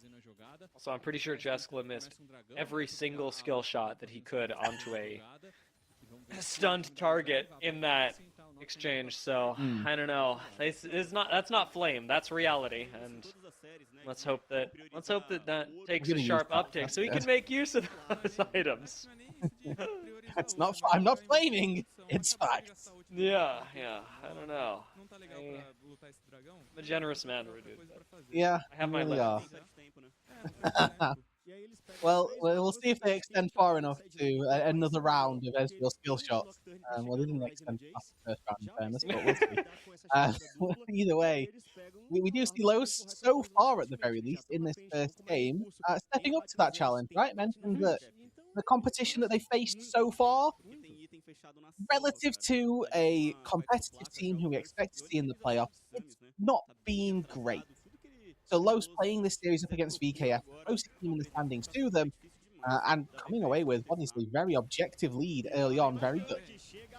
And a little bit more investment up top side never hurt anybody. In fact, we're even bringing Feisty up here. Zekas having a much harder time than we saw in the last series. Is Zest going to be able to pick up this kill? Ah, yes. Served right up to him. And Feisty takes it away. All right, well here I was thinking... They wanted to give that one to Feisty because he used Realm Warp. I'd say, I used my ulti, please let me get this ball. But the reason I started laughing at the start of this play was because Desaris was killing the Krugs, or Nocturnal, bypassing top lane, and he saw Realm Warp and immediately started recalling. It was like, nah, you're on your own. See you later. Thank you so much. You have a great time. I'm going to do something else. Ah, yes, another realist on the Rift. Yeah. He's done his job. That's all that's needed here. Is that's gone for the timeout. No, maybe he needs to put it to good use. Eat the fear from Curse, but gets the majority of the Raptors, so Desamis gonna be walking away from this pretty happy, all things considered. His team not in a winning position, but not hard losing either. There's a lot of scaling on the side of VKS, with Sante, with the Orianna, and with the very safe Ezreal. I favor Los Grandes in a battle of scaling between these two, but I don't think VK has become irrelevant at any point. No, they don't. And again, it's me about how easily can you kill Ezreal. For Los this game, not sure that it's 100% easy. They're looking very heavily toward a Rise Realm Warp with a Nocturne attached, maybe the Paranoia to get on top of said Ezreal. But again, another champion in the Nocturne that's countered by walls. We'll see. Goes right over the wall to at least find the first bit of damage onto Miru, but DKS yet to lose a member even after eating the ult from Nocturne. Feisty's going to back away. Curse is going to walk this one out. Everyone manages to survive, and it is just the flash burned from Scamber and Miru in this engage. Ultimately, Los Grandes are going to get a little bit of help from Ackerman in controlling vision, which is nice for them, but hey, I'm happy with that. As long as Curse is pressing R and making things happen, and those things do not include him dying, I'm going to be much happier than I was last time we saw Nocturne on the red. To be clear, I'm also happy with that. I oohed at Dudu missing the 2 minions that he needed to top his goal. So he gets to go back to Mason with the dagger instead of going back to Mason. That was my moment. Mhm. He will be a little bit sad. I don't think it's going to make too much difference in the grand scheme of things, but he doesn't get to recall in the next 1 minute and 10 seconds, and Close decide that they want to fight around this dragon. First one has already gone to Vivo Cade Stars, but was traded out for the Grubs. We have no such trade available this time, but we do have an ult coming into the top lane where Zest may very well be dead. Taunt's going to connect, and that is a unfortunate Jace who eats the gank from Scamber. Despite the early investment, it just doesn't go his way enough to kill Zekus with speed, and that surprises very few people. Zekus is extremely tanky. Good spell shield, but he might have won this anyway. Fortunately, he has brought in some support by way of a big scary. Well, Feisty gets knocked up and ultimately cancels the Realm Warp with it. The Samus is not going to let him go, and that is a easy, clean kill for Vivo Cade Stars. Grabbing the mid laner, and Feisty loses a lot of pressure for that. It is just around the dragon spawn, so we're likely seeing second Drake go to VKS.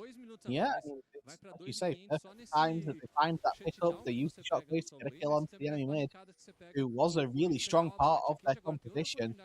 Now Samus gets to go back to base, has a good shutdown, feisty as well.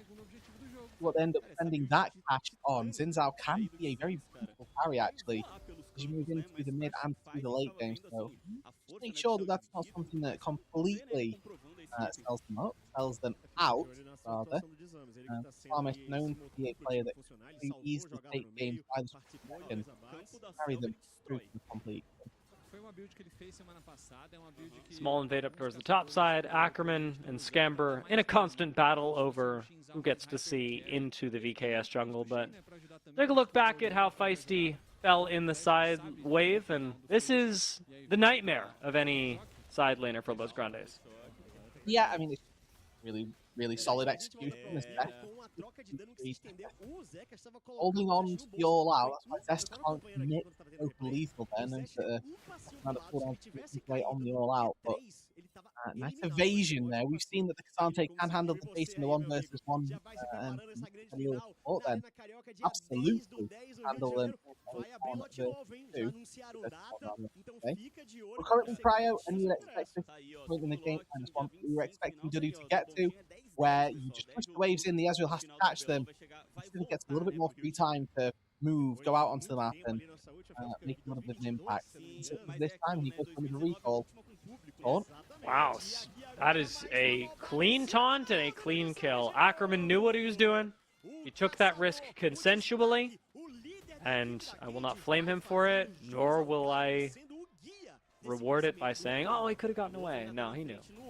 Yeah, just greed, looking for it, but gets found out, gets taken down, which is the risk that you run, unfortunately. So we'll see if anything extra comes from this. With no support on the Rift, thought they might be able to get a little bit more lingering vision down, but as it turns out, not going to be the case.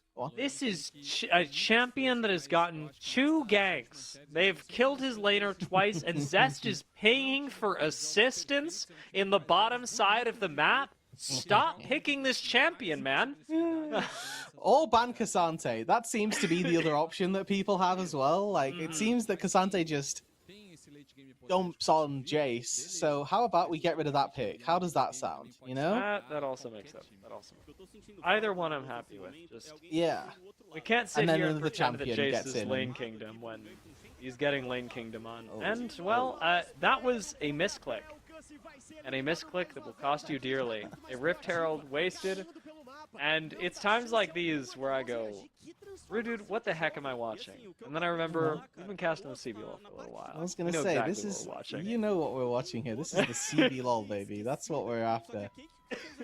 You know, maybe not plays to that exact level, but it's all good fun all the same. And obviously, Curse won't be thinking that. He'll not be sat there giggling, going, ha ha ha, such good fun. We get to. That's the power of sitting at home while the pro players do the stuff.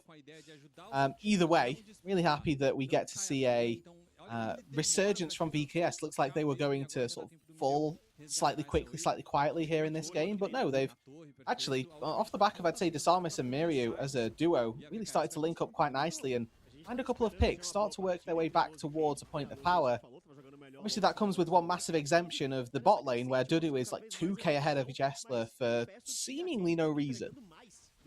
Just Sivir things, clearing waves, and having a He's good only time. 14 CS up. He's 2k gold. Plates? Must be plates. Yeah, must be. Ackerman's up here. Doesn't matter. It's not canon minions, that's for sure.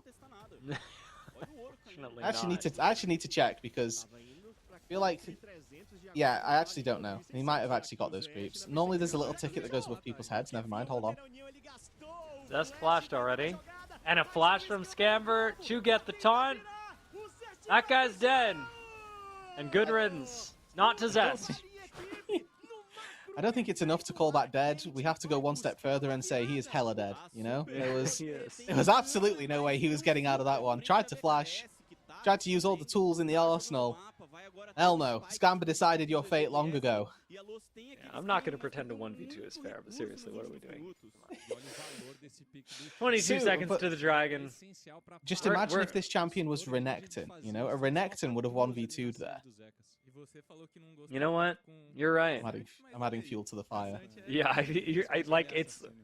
What are we gonna do? Are we gonna sit here and say no? You're wrong. Renekton just presses R and gets like 3 billion stats for free. So walks away unimpeded. Yeah, that guy's happy, and he's killing your team while he's doing it. Unfortunately, BKS, in this case, they are the ones that are happy. I say unfortunately. I would like for VKS to win this game. I say unfortunately because I'm in my own head about the whole Jace thing. With the dragon up, VKS, they're quite pleased actually, and get to walk right into this pit and take their 3rd dragon of the game. Not the soul, but a little too close for comfort, Roodood.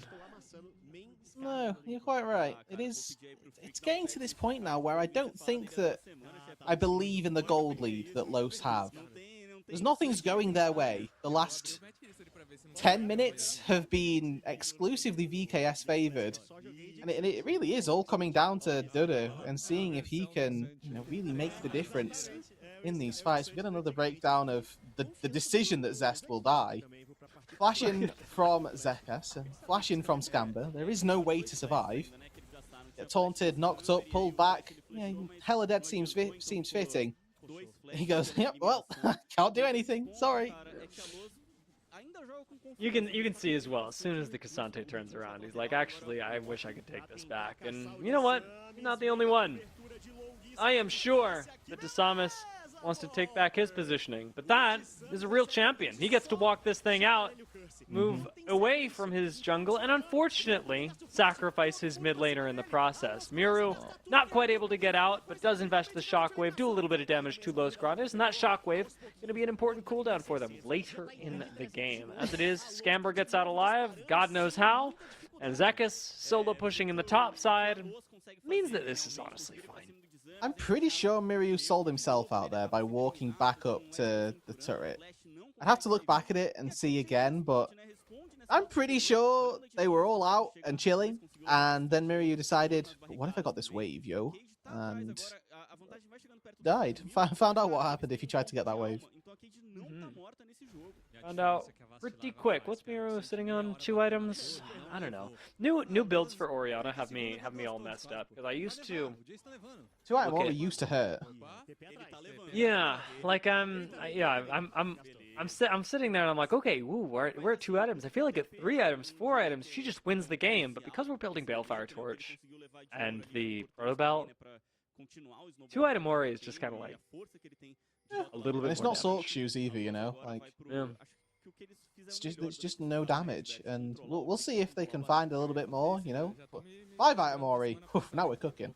Yeah, just gonna take a little time to get there. Ackerman flashes away, manages to preserve his own life. Curse looks like he's going to be that lucky as well. Dudu's joined the engagement, and Dudu, nearly 3 items, is going to be kiting out Desamas, who pops the Crescent Guard and takes no damage for a little while. Dudu decides to flirt with death, steps closer to him, gets exhausted, gets jumped on, but is not ultimately killed, staying alive, surviving through it all, and Feisty is the one to grab a kill himself. That is 2 down for the side of VKS, their top laner and their jungler. We just want to fight. We killed the jungler in top lane. You know we're baroning. Alrighty, and I like this here from Low, saying that actually we've got enough to try to take this down. Might be a little bit tricky if Jessica gets back in time, but looks like that's not going to be the case. Should be a good amount of shielding coming through from Ackerman. Actually, the Baron will just fall. No AD carry, no problems. So the big purple worm is secured, and Los Grandes here, after what was 15 minutes of really not a lot, find one team fight and are able to secure the Baron. I'm waiting for the replay here to really get to showcase that this, yes, Dudu looks like he's doing a lot of work. I want you to keep your eyes on Feisty as well, because I'm pretty sure that it's actually the Rise that keeps this game a fight, or this fight afloat. And he gets a good little combo there, manages to take a good chunk out of the backline with this second Q. Some good flashes from Dudu. I do want to highlight he gets away from the shockwave. We're fighting again. This one, a difficult kill to get, but when you bring all 5 people, maybe, just maybe, Zekas dies in time. Knockup comes through. Zekas is still alive, but it'll be Dudu that secures the kill. 3 items on this Sivir, and she is not messing around. Weirdly, I don't think Infinity Edge kills there. You know, this is an LDR diff at this stage, so nice to see Dudu itemizing for the targets that he's hitting. You're always going to be whacking on the Cassante, and that LDR just feels that little bit better and takes him down in the end.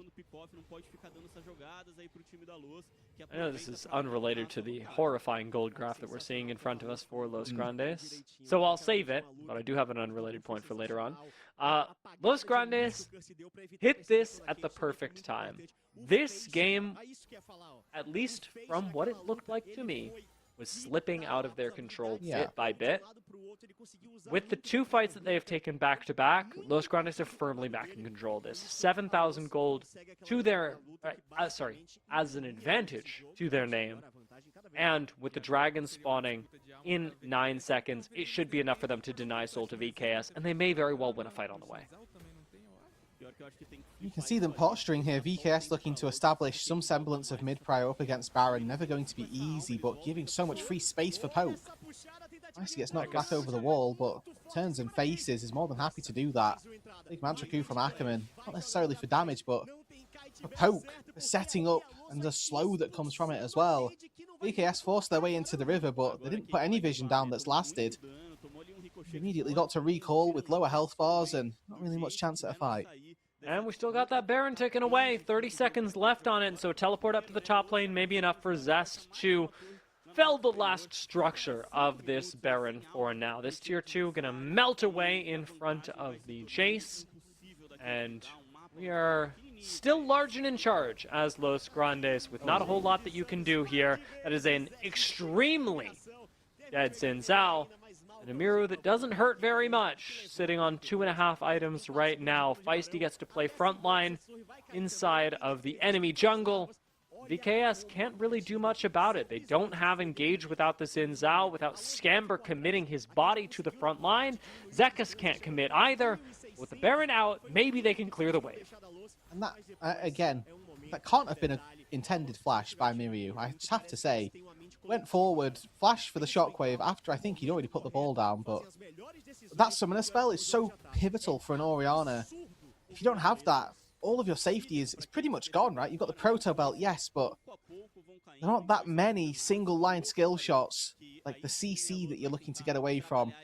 I think if it gets you out of a shock blast, then maybe you can call worth, but not having flash is just such a valuable tool, and Scamber looking for Curse. We'll find him. Yeah, looks like that is a dead Nocturne. So, points on the board for VKS as they at least pick up the kill on the enemy jungler. It's not going to turn into an objective for them just yet, but we'll take another look at how the fights are looking for Los Grandes. Yeah, I did just want to double check the flash from Miryu. Definitely not intentional, maybe looking to Sombrero. Well, to do? Okay, VKS, they're not done yet. Okay, two picks is something. One pick is a mistake from Los Grandes. 2 picks is an advantage for VKS. All right, well, hey man, slowly here. It is VKS just doing the little bits right, and kind of catching out Los on the fundamentals. So this is just Dudu walking back to his mid lane, which you would, in this game state, perceive to be free. It is again Scamber getting the gold, so 800, 900 gold going to Scamber there. Spends it wisely with the QSS, so credit where it's due. He's putting it to good use. Gonna get out of No things. Mikhail's, but I'll take a QSS for myself. Yeah, it's about enabling the enabler. And that'll win you games. Maybe. We hope. I'm not gonna sit here and say the VKS are out of the game. They're feasibly able to take this back. It's still not realistic that this is an even game. This is a absolutely not. 80-20 game right now. I think you're being generous. You think I'm being generous? To VKS. 80-20? Yeah. 80-20, yeah. This is like a 95-5 for me right now. 95? Because they don't have the scaling aspect. They don't have scale. It's not like they're sat on Sivir Azir, We have Ryze, we have Sivir on 4 items. Like, Duda just has to auto-attack the Cassante and everyone behind him dies. So it's, I again, really don't... It's a small thing, but taking a massive front line into Sivir can really hurt your back line because all of those ricochets just go back and back and back. And it can be a bit of a problem, but the scaling aspect on VKS is nowhere near the power of Los, especially when they've got like the 7k gold lead, Now that Duda has Infinity Edge as well. 4 items to Jeskla's 3. I would not want to go auto for auto with this Sivir because, as you mentioned, every auto is going to mean that much more onto the front line. Los Grandes, that's exactly what they want. They want a team fight. They want to get everybody grouped up so that Dudu can get maximum value out of his autos. So Sivir just acting as a poke champion as well here, by the way, with constant boomerang blades over the wall, with shock blasts, with mantra Qs from Ackerman, with occasional path as well from Curse. They actually have majority of their targets with pretty decent long-range poke to kind of bully VKS away. Good to see that Feisty now able to clear out that pink ward in the back of the pit, so actually able to grant a little bit of a sense rather of insecurity for VKS, not knowing if the Baron is being done or not. Ember moves back over, places another ward just to check for a moment, but the game definitely being played around the Baron for the last minute. It's about to shift. Dragon is the next focus. VKS, should they get this, would complete their soul, have access to maybe an Elder in a few minutes if they were able to make the best use of it. As it is, kind of a risk for VKS to even take this Dragon because it puts Elder on the board, but if they take the Dragon and they win the team fight, who knows what happens. That is a Roodood coaching special. Those from 2022 will remember the give soul, flip Elder strategy. Definitely one that I advocate for, so Los in this position, give them the Drake, I'm not going to lie. Yeah, Tasamis not keen on giving anything up for free. Curses. And Curse certainly giving things out for free. He's selling right now. Does commit his body to the fight, but with that time, he buys enough for Dudu to wrap around the entire engagement, enabling Zest to pick up a double. Dudu cleans up the final kill, and an ace is complete for Los Grandes. 31 minutes into this game, they are rushing it down the bot lane because Los Grandes do not need a dragon. They need to end this game. Alternatively, do not take either dragon. Neither team picks it up. Win the game instead. Lovely pathing from Los. Really good game, actually. Start to finish. They had a bit of a lull at the 15 minutes marker. But then after that, absolutely glorious stuff. Team fight after team fight went their way. Setup after setup went their way. They're going to take game number 1 with an 11k gold lead. Yeah, I mean, very convincing game on paper. Los Grandes, the better team in this first game. I don't think the margin looked that wide in this game. No. VKS could absolutely have won that game had they been able to extend the mid-game momentum that they had. I mean, Los Grandes were slowly losing the game. and were able to whip this back up around a really nice team fight. And credit to them, that was awesome, very well earned, very well deserved. Los Grandes have a lot to be proud of with the way that they played this game. VKS also have a lot to be proud of. They just don't walk away with the win. No, that's the unimportant, or the rather important truth here for VKS, is that they will not deal yet the first blow to Los's campaign. And VKS as well, even though they are 3-1, they've still got 4 game losses, which means that they've in 2 of their series wins, they've gone to 3 games to win it anyway. Only 1-0 actually for them so far. We're seeing them be game 3 merchants a little bit through this split, and that's not something that you would look nor advocate for as a side or as a top dog, a top competitor in the series, especially when there are a lot of teams that are unequivocally below you, that are just not on your level. So I think that for VKS here, hopefully they will be able to find some sort of a comeback. They'll be looking to get that first win against Los, but Los, after game number 1, had a real controlled idea of how they were going to play that game and managed to execute it flawlessly. Yeah, not flawlessly. Sorry, not flawlessly. You are correct. Not flawlessly. Yes. I really agree with the way that we saw the end of the game. I think that they, from 20 minutes onwards, flawlessly, I would give them. It is the first part of the game where Los Grandes had a really good game plan and yet lost a little bit of control of the game.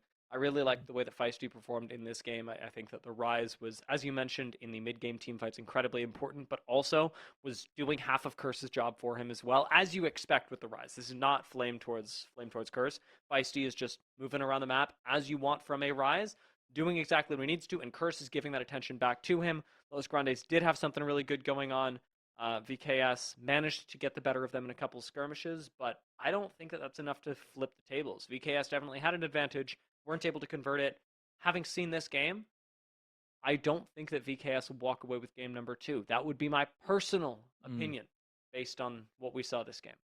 Yeah, I think that's a very good takeaway. And I think that obviously VKS coach is going to need to put their heads back to the drawing board. Whatever they picked for the players didn't work out very well for them. Then, you're looking at some of the driving forces. Were they really able to get off to the races? Disarmy's had a couple of good looks on the Xin Zhao, but not enough to put them back into a strong enough position to take that game. Well, we'll get to take a look at the second game at the very least, and perhaps the third of Vivo Cade Stars versus Los Grandes, but all that to be determined after we come back from a short break between games 1 and 2.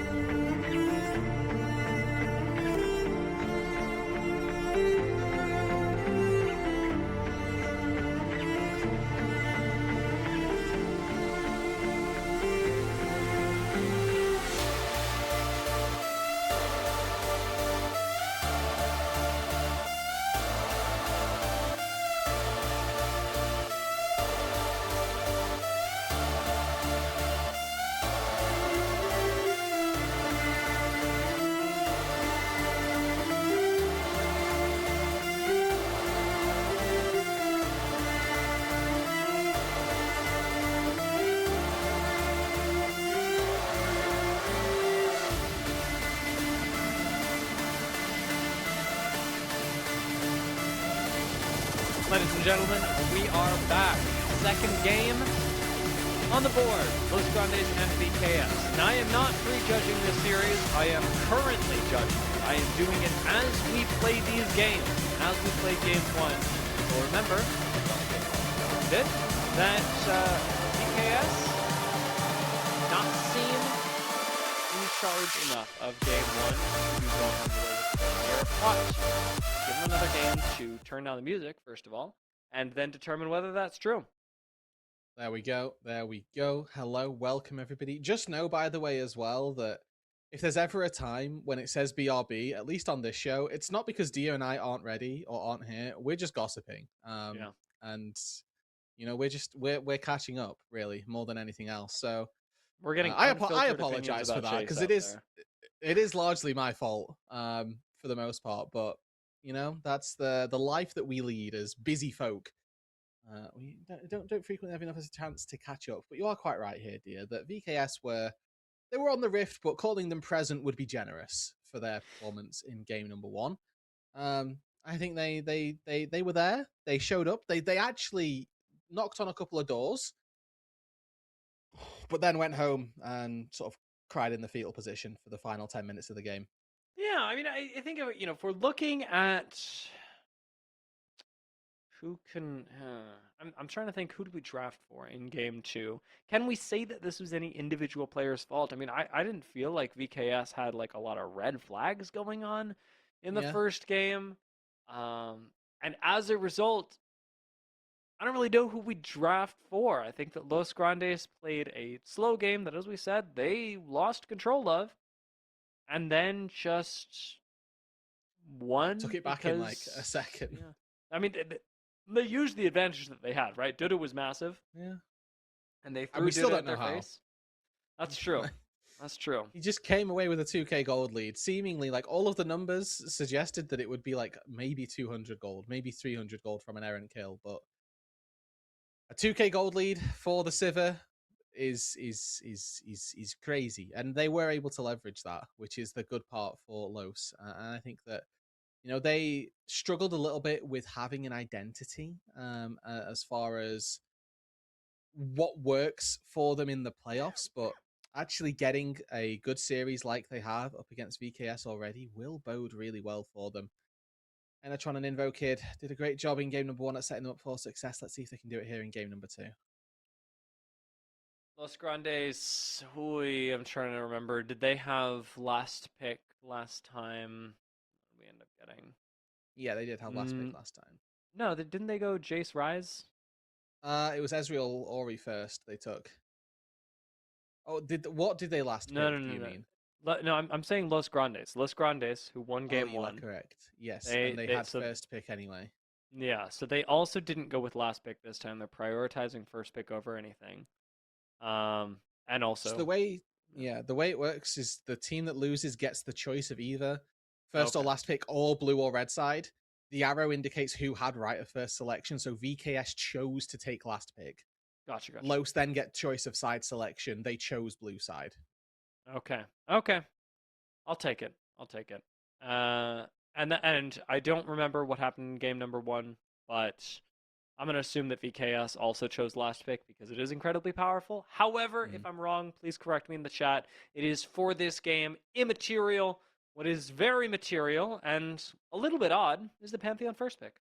Yeah, and it's like 5% fearless pick ban ratio. There are a lot of other junglers that still could have been picked up here. We've seen Nocturne and Zinzao taken off the board. My eyes immediately went to Neferi as that pick that they might have been able to take away. With Jarvan, Viand, Lee Sin all away as well. You know, you do have to go down a little bit further in the pool, but Pantheon still exists, still can do these really dangerous sort of.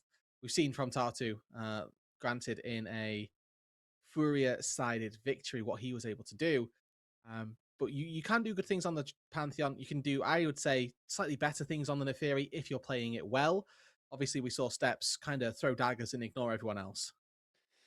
Jhin, awkward lock-in this early in the draft. Jhin is in a much better position than he was last season or last split, where picking him this early was essentially death because you just get Scion locked in against you and you couldn't play the game. This time, not nearly as much the case, but still a concern, as Jhin can be drafted around to make playing him very awkward. Syndra, one of the possibilities is that can be moved down into the bot lane as well and deal with Jhin from quite a bit of range, and also go great into an immobile ADC.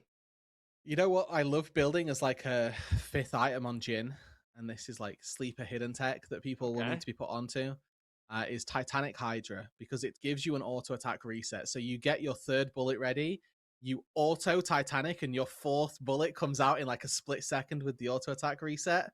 And people aren't ready for Jhin to auto attack that fast. And you get the bonus damage from Titanic, and you have like 300 extra HP than you would do, and you've still got 4 crit items, and it's amazing. That actually does sound very fun, very worthwhile. I hope that we see it. It gives you far less damage because you haven't built actual AD. Yeah. But it is funny. I said my favorite, not the best. So Yeah. I'm going to put those disclaimers out there early on. Yeah. I hope we get to see it. It has been pointed out to me that we do not get a Blitzcrank in this draft. I will be DMing Lunar Day later because they have requested that I do the draft as a weatherman. I might have to do that tomorrow. I'm not exactly sure. But I don't know what a weatherman would cast the draft like. Unless we're seeing weatherman is high also shades of Decrastify. orange on VKS right now, as they've got a sort of gradient moving from the red through to the oranges of the champions that they've picked for Los. A scattering of color from the champions that they've picked, really resulting in ultimately single target lockdown and one isolated death. I think you might have nailed that. I think that went quite well. That All you've was got to do is put the actually- weatherman phrases at the start, and then you can say League of Legends things afterwards, I think. Yeah. All right. Well, let us know. Let us know whether that was what you were looking for. If not, we got you tomorrow. There are 2 days of broadcasts. You know, there's plenty of time. And hey, I don't might got you even be a tomorrow, third to be game. clear. yes, Roodood specifically does not have you tomorrow. Roodood I is hate Sundays. gallivanting. You're doing something. I don't I'm know playing Dungeons and Dragons, actually. That's what what. I'm doing. Ooh, that's Yeah. big. That's It big. is. I have so many questions, and I know that it's my job to talk about the draft. This is a very cruel position. When it's boring, if it's boring, we'll talk about Dungeons and Dragons in the game. That's fine. Okay. Big. I like it. Let's tune in here, and then we'll get to Dungeons and Dragons. If hopefully VKS or Los just roll over and give us a game, but it doesn't matter. It doesn't matter which. Yeah. As it is, VKS. Alternatively, we could just not cut to a break and just start talking on air and let people deal with that. If it does go to game 3, we should talk about League of Legends and something like that when we fancy it a little bit later. That is true. I might curse. I do curse a little bit in the off. Ooh. You know, I got to get out of my system in the 7-minute breaks. I'm not crazy. I'm not a potty mouth, guys. But you know, You guys should hear dear when he's off air. Holy moly, I can't move for the cusses coming out. Every once in a while. Ari locked in for VKS. Bit of a playmaker for them. Not fixing the issues that I have with this draft, and that is that they have Leona and really nothing else going for them. A Pyke on the other side would be wild, and a Tristana actually a fun flex pick for Los Grandes. I mean, we could put Tristana in the mid lane, we could put Tristana in the bot lane. top lane. I don't care which, yeah. Could go in the top lane as well. Ultimately, we know that they've not got an actual top laner. All of those supports with Nautilus being locked in. You're fooling no one, Ackerman.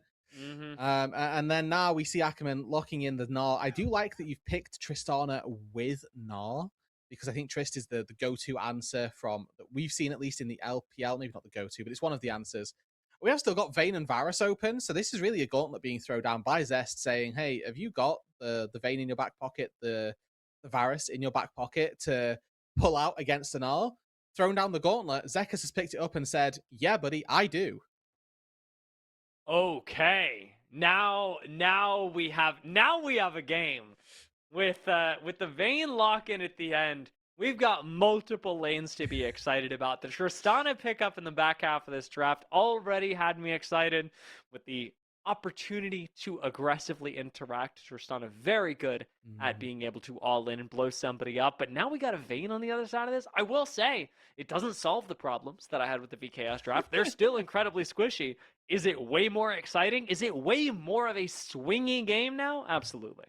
It is, and that's the fun, that's the love of it here. They are heavily reliant on Scamber to be a level 18 hyper tank, but play support and Leona at the same time. So we will see what ends up happening here for BKS if they can claw their way back into this game. Again, how does the team fight work for them? I just don't know. Maybe Scamber hits somebody with a solar flare and then they put all of the damage into that target. It's possible, but is that the realistic way that it's going to happen? Probably not.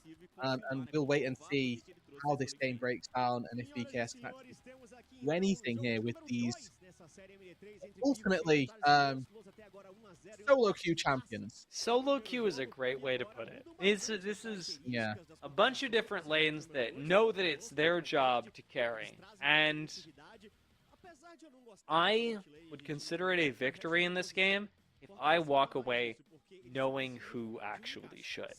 Whether VKS win this game or not, I'm alright.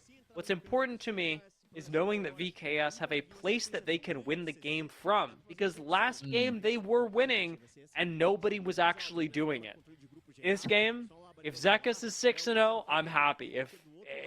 If Miru is 6-0, I'm happy. If Jessica, it doesn't matter. I can go down the whole roster.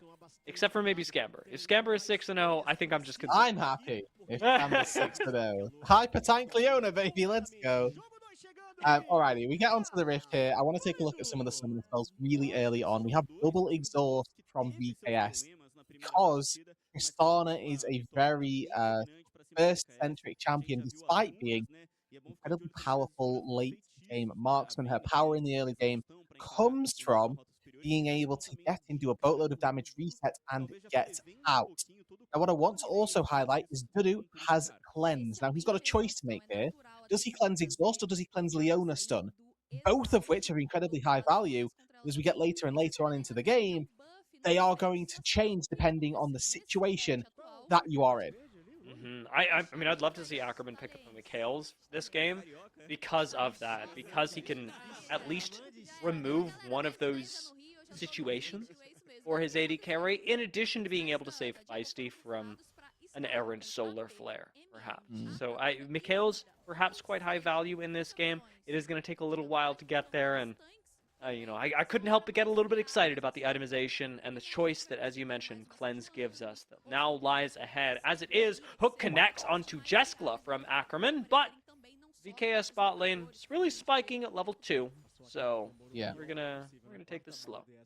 Alrighty, took the level 1 for Roodood, so should be pushing that wave in with every auto attack. Hook doesn't quite connect second time round, and yeah, happily able to dodge away. I do think that Jin as well, one of the better picks versus Nautilus, because you get so much innate movement. You frequently are able to dodge away from those hooks.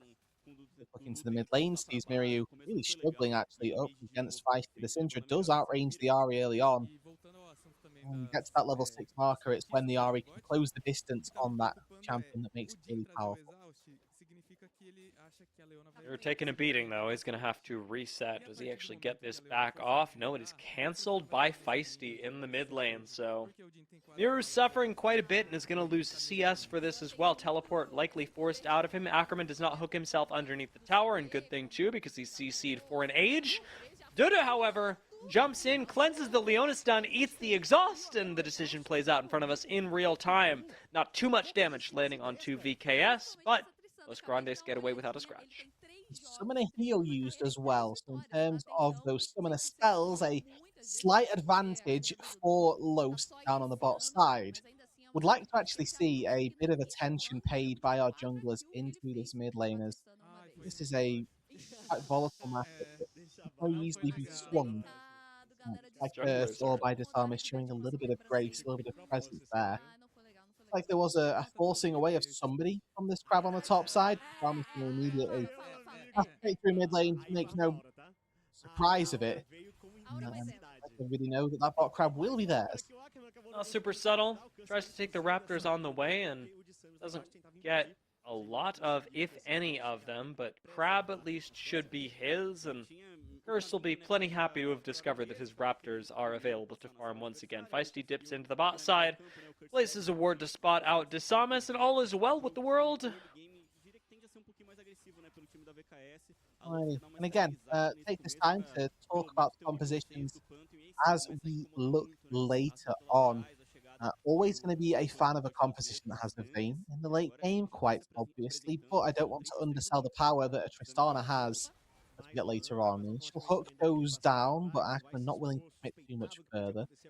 Tristana, a very strong late game marksman as she gets increasing range with every single level.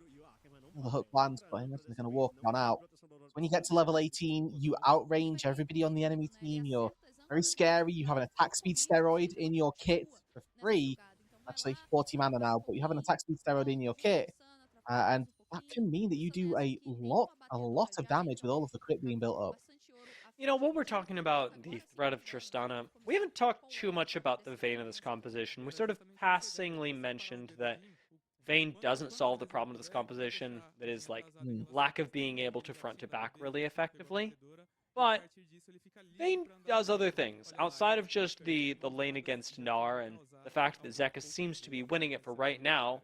What can we expect from a winning Vayne in this game? What does this turn into? It does turn into not needing to front to back necessarily. Miri, you're now in trouble. Gets hooked back in, right over the wall into Curse as well. Eats the ult from Feisty. And a first blood, well set up from Los Grandes. And a lot of missing vision for Vivo Kate on that play. Yeah, they've got a control ward on the bottom side of mid, but the top side of mid was completely dark, so sort of shooting to that side. Just because Disarmus was over there was the logic, but ultimately you can't see if it's safe, and Disarmus wasn't actually providing you any safety there. So, a little bit off in terms of what we should have been doing. And Mirio, as soon as he sees that there's a Pantheon there, sees the Nautilus as well, and I think pretty much knows that their fate had already been sealed.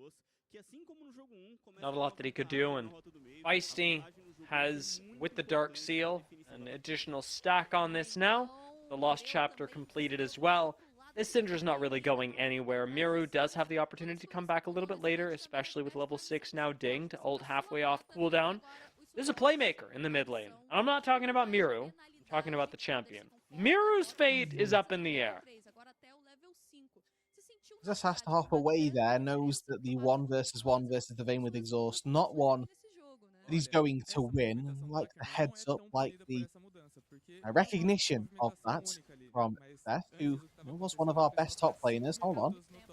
A little bit of damage eaten by Curse, but ultimately gets away and re-engages onto Scamber. Duda is here as well. Dasamis has to disengage. Pantheon surprisingly tanky as Duda actually goes in for the kill. Looks for Scamber, wants the reset, gets it, and hops away right into Miru. Curse does commit to the fight and is likely to give another kill over here as he eats an exhaust. We see the dream of the Tristana and her death at the same time. Yeah, that's a wild turtle moment. Shout out to anyone that remembers the Malphite ultis, but you're playing Tristana. We'll see. Ackerman is kind of winning this 1 versus 1 versus Thomas on the Crooks, but that's nice. He's going to hop away quite quickly. And yeah, we see the fantasy that the Tristana has, and we immediately see it start to crumble down. Yeah, the shutdown on Tristana, not the actual shutdown, not the gold shutdown, but the ability to hold her down, keep her in one place, and throw all of your cooldowns out there, Tristana. Actually very easy for VKS. The CC may be the difficult part, but damage they have got a lot of. We'll take a look back at this and how it started for Los Grandes, looking really good. And I think actually if Dudu hops here, like the first set of auto attacks, it's probably winning. Because you can also go for this re-engage before the Leone gets into the brush, where it becomes a little bit awkward. And you put the damage down before that brush interaction happens, probably get in and get out quite safely, but there is that little bit of hesitation that you just can't have on these very aggressive marksmen. Maybe able to rid himself of that. Small gold lead for him right now, but a stun into the wall from Zest with Curse up on the way. Looks like a winning play for Los Grandes. Nice interrupt by Ackerman, keeps Dasamis off of Zest. Feisty is up here as well, lands a stun into an ulting Miru. Looks for the charm, does Miru, but lands it onto Ackerman instead. We're all backing away here. Blood drawn, but no actual kills to come through. Alright, 4 versus 4 on the bot side, slightly favouring VKS in that instance. Feisty puts up a good rebuttal with the Scatter the Weak to keep the team alive, but it did look like VKS were coming out slightly on top of that fight in the top side, which bodes a little bit well for them. In these 5 versus 5s, when we get to them, we can expect to see the team fights playing out not too dissimilarly to how that one did there, with Zest looking for engages, getting exhausted on his way in, and then you've not really got particularly tanky champions on either side. We've highlighted that the VKS composition is pretty susceptible to being one shot, but I don't think that that's too dissimilar for Los Grandes here. They have got for Los, excuse me, but they have got the Pantheon with the Aegis Default to tank stuff up. They've got a Gnar with pseudo tankiness, but it's nothing to call a Mundo, call a mouth like call a Scion about. Last Void Grub left up for any VKS members that want to grab it. But Los Grandes don't want to spend too much time around the objective, I suppose. Dragon is up, and Dragon has been up for quite a long time. The game really not being played around this objective as much as it has been around the skirmishes, around the red buff, around even the Void Grubs just a few moments ago. Feisty, as we can tell with the vision toggle, has no idea that Desamus is hovering just below him, clearing out some of these raptors. The rest of Los Grandes moving up are going to make sure that their mid laner is safe. I'm not against Feisty ripping the Unleashed Power just to zone Mirio away and get him out of fight. No Scout of the Week here for Feisty, so can't actually peel for Ackerman in this moment. Curse has shown up and does let VKS know that he's in the area. Ackerman trying not to take the 4th shot, but a curved bullet from Jeskla will take him out. That's really lazy. That's really lazy. Feisty is.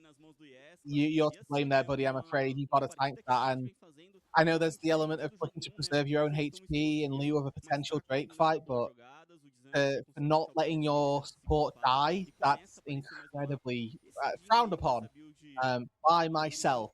And I would deign to imagine the rest of the team as well. And most importantly, it's a good catch from VKS, don't get me wrong. I like that Scamber's using the Hex Flash to get really aggressive. I'm liking that Ackerman's actually doing a good job at buckling the anchor to give himself aftershock for that initial fight. But there's again, nothing much to say about this. There's really no excuse. If I tank literally any one of these, Ackerman has enough HP to survive from the execute. And instead ends up tanking none of them. Back on the map now, and again near that last standing Void Grub. Los Grandes could grab it. They haven't. And Zest, about halfway to Mega, looks like he's going to get jumped walking into this bush. Discovers that there is a Leona inside of it and is CC'd for an eternity. Blown out of the water. Zekis gets to walk this one out, and VKS finding themselves another pick for free. Bot lane, we're going to get a look at Duda pushing in this wave, crashing it against the tower, and still finding himself, much like he was in Game 1, off to a nice gold lead. Does have the singular kill, but the plates, once again, making the difference for this AD carry. Yep, and we get to see again. Oh, hops on. Thinks he wins the 1v1, gets exhausted, and gets out. W. Doran's Helm, baby. I love Jin builds. Yeah, the tankiness that you get from this item actually out of bot lane proving to be pretty darn effective, as feels like a fully charged satchel shouldn't be doing only 300 damage, but it was a well-timed exhaust in fairness, so I'll allow Jeskla a little bit of courtesy with that one, as he is timing these quite well. You'll notice that he's using the exhaust on the initial engage, rather when the satchel is going to explode, or the charge over its head is going to explode, reducing damage from that E. Los walking in here, sensing that something is up, I feel, but Scamber and Desamus have found their way in here. Feisty doesn't spot them for right now. Top lane, we're seeing a small engage, has stunned into the wall onto Zekis. Forces the exhaust out of Zekis as well. So even on this vein, having to respect a pretty scary Zest. Where are they? Found them now. Amber caught. A lot of that gets eaten up by Eclipse, the damage I mean. That plus the Aftershock gets Scamber out to relative safety with relative speed. VKS considering a re-engage onto Ackerman, who gets solar flared. And that does not take him too far away. Hook into the wall, not going to save Ackerman by any means. Curse will fall as well. Los Grandes now have everyone all over their AD carry, and VKS pick up a double kill, and likely the dragon. 14 minutes into the game, it's first dragon, but VKS, they find themselves an advantage, and they'll be happy. Los are making some really big blunders here. If Duda can find this dive on the top side, then maybe it becomes worthwhile. Nar just came up. Nice stun comes through. Surely Duda manages to pick up this kill as Zekus underneath the tower is playing with fire, and Duda puts him out. Scamber could pick up the kill as well. Stun onto the Tristana, and ultimately the kill going to Leona. Zest is going to be able to walk this one out. Teleport up to the top side for Miru. Going to be unrewarded except by the brief wave of minions. 1-for-1 for Los and VKS. I'm scratching my head. The audience can't see, but I am. Duda is really not playing this Tristana well currently. He's using the hop to take really bad angles, and now we'll see a response from Zest, but not actually get anything here. Not very good, to be honest. Nar, not nearly mega, can't actually do anything with the teleport. He gets to walk back into his own lane, miss out on another plate, and I suppose ultimately be fine. Tower going to fall in the bot lane to Feisty. That's the first tower of the game, and Feisty still maintaining a gold lead of his own, despite the fact that VKS were able to find a big fight for themselves earlier. This game is still even. It is, and the individual carries for Los are looking good, but they're making really bad decisions. Feisty not tanking for Ackerman, Dudu hitting on this mid wave, and then the rest of Los looking to try and take a fight anyway. Really perplexing. If you know that your marksman is hitting a mid turret, you should never be walking in here. And then on this top dive, honestly, Zekus plays this quite well. Does end up baiting and juking away from Dudu, who I think flashing in to get the final hit on the tackle, on the explosive charge. Doran style moment. Absolutely fine. I gotta start building this Use item. I gotta start building a Doran's helm. Yeah. Zante levels of tanky. What did he tank there? Syndra ulti, Nocturne, Nautilus ulti. Yep. No stress. Light work, the guy. That kills me, 100%. And it's not like Feisty is weak either. Feisty's got a completed item, and level 11 as well. Second point in the ulti.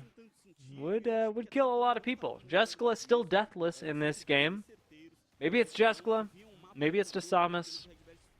Somebody's still got to be the hero for VKS. Dasamus got a good start. That's what we were waiting for last game. We were still looking at, around 16 minutes into the game. Los Grandes falling behind a bit, not really able to find some direction. And yet, we got to the third dragon. And Los Grandes, right back where the top of the leaderboards would make them seem to be. The turret does fall. Slightly apprehensive about the collective of VKS on the top side.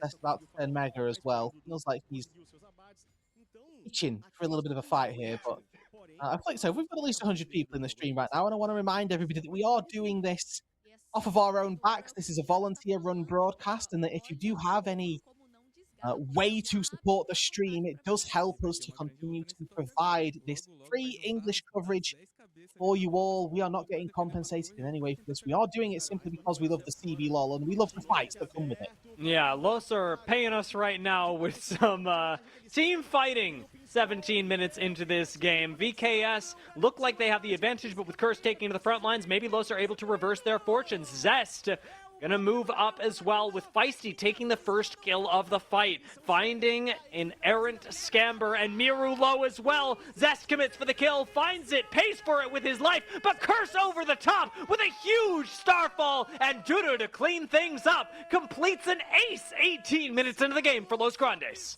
And they only lose the hero of the fight in Zest, the Gnar, to get the fight fully going there.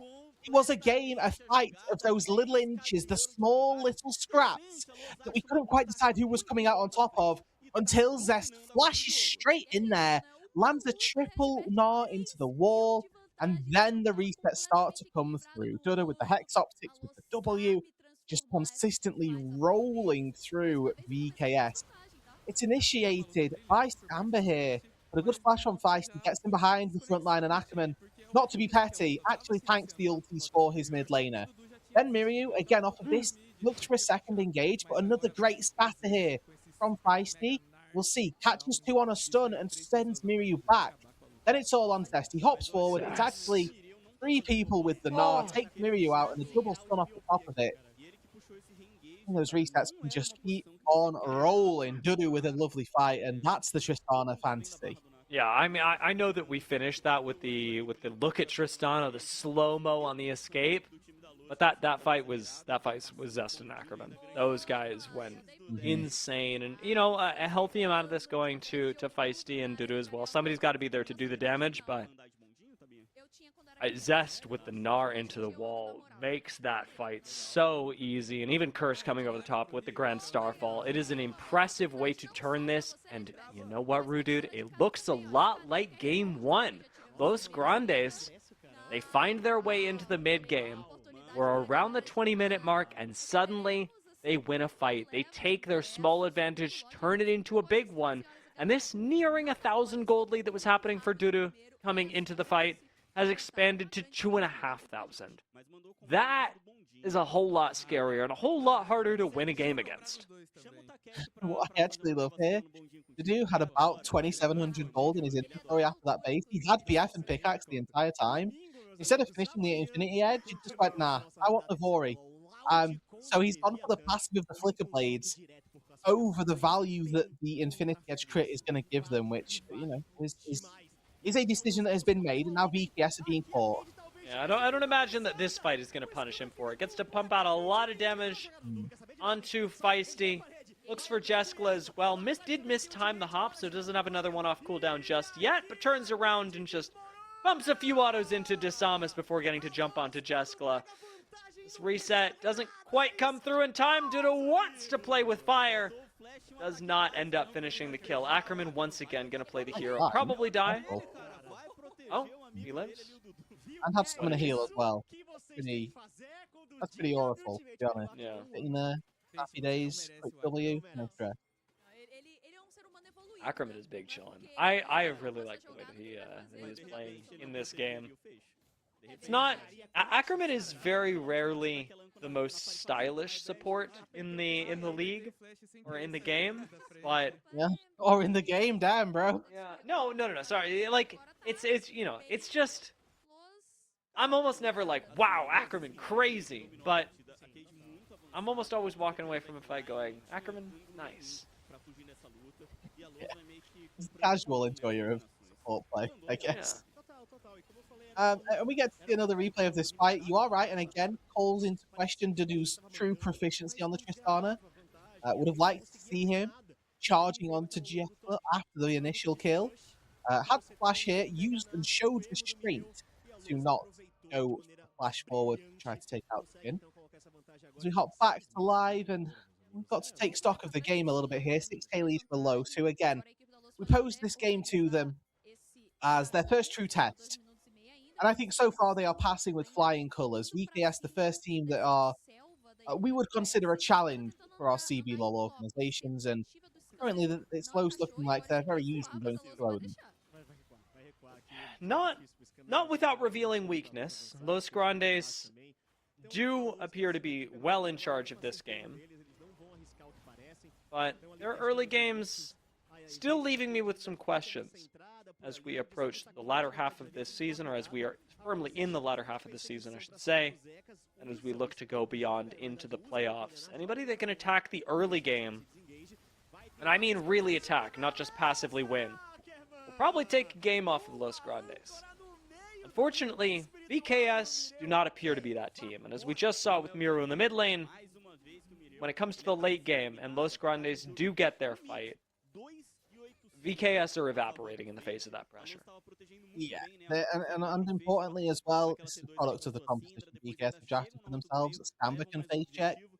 Nobody else can. And even if Scamber face checks, we've seen it time and time again where he does just fall anyway because he's a level 9, level 8 Leona with no support. Desamus hops over a wall, immediately forced to flash away.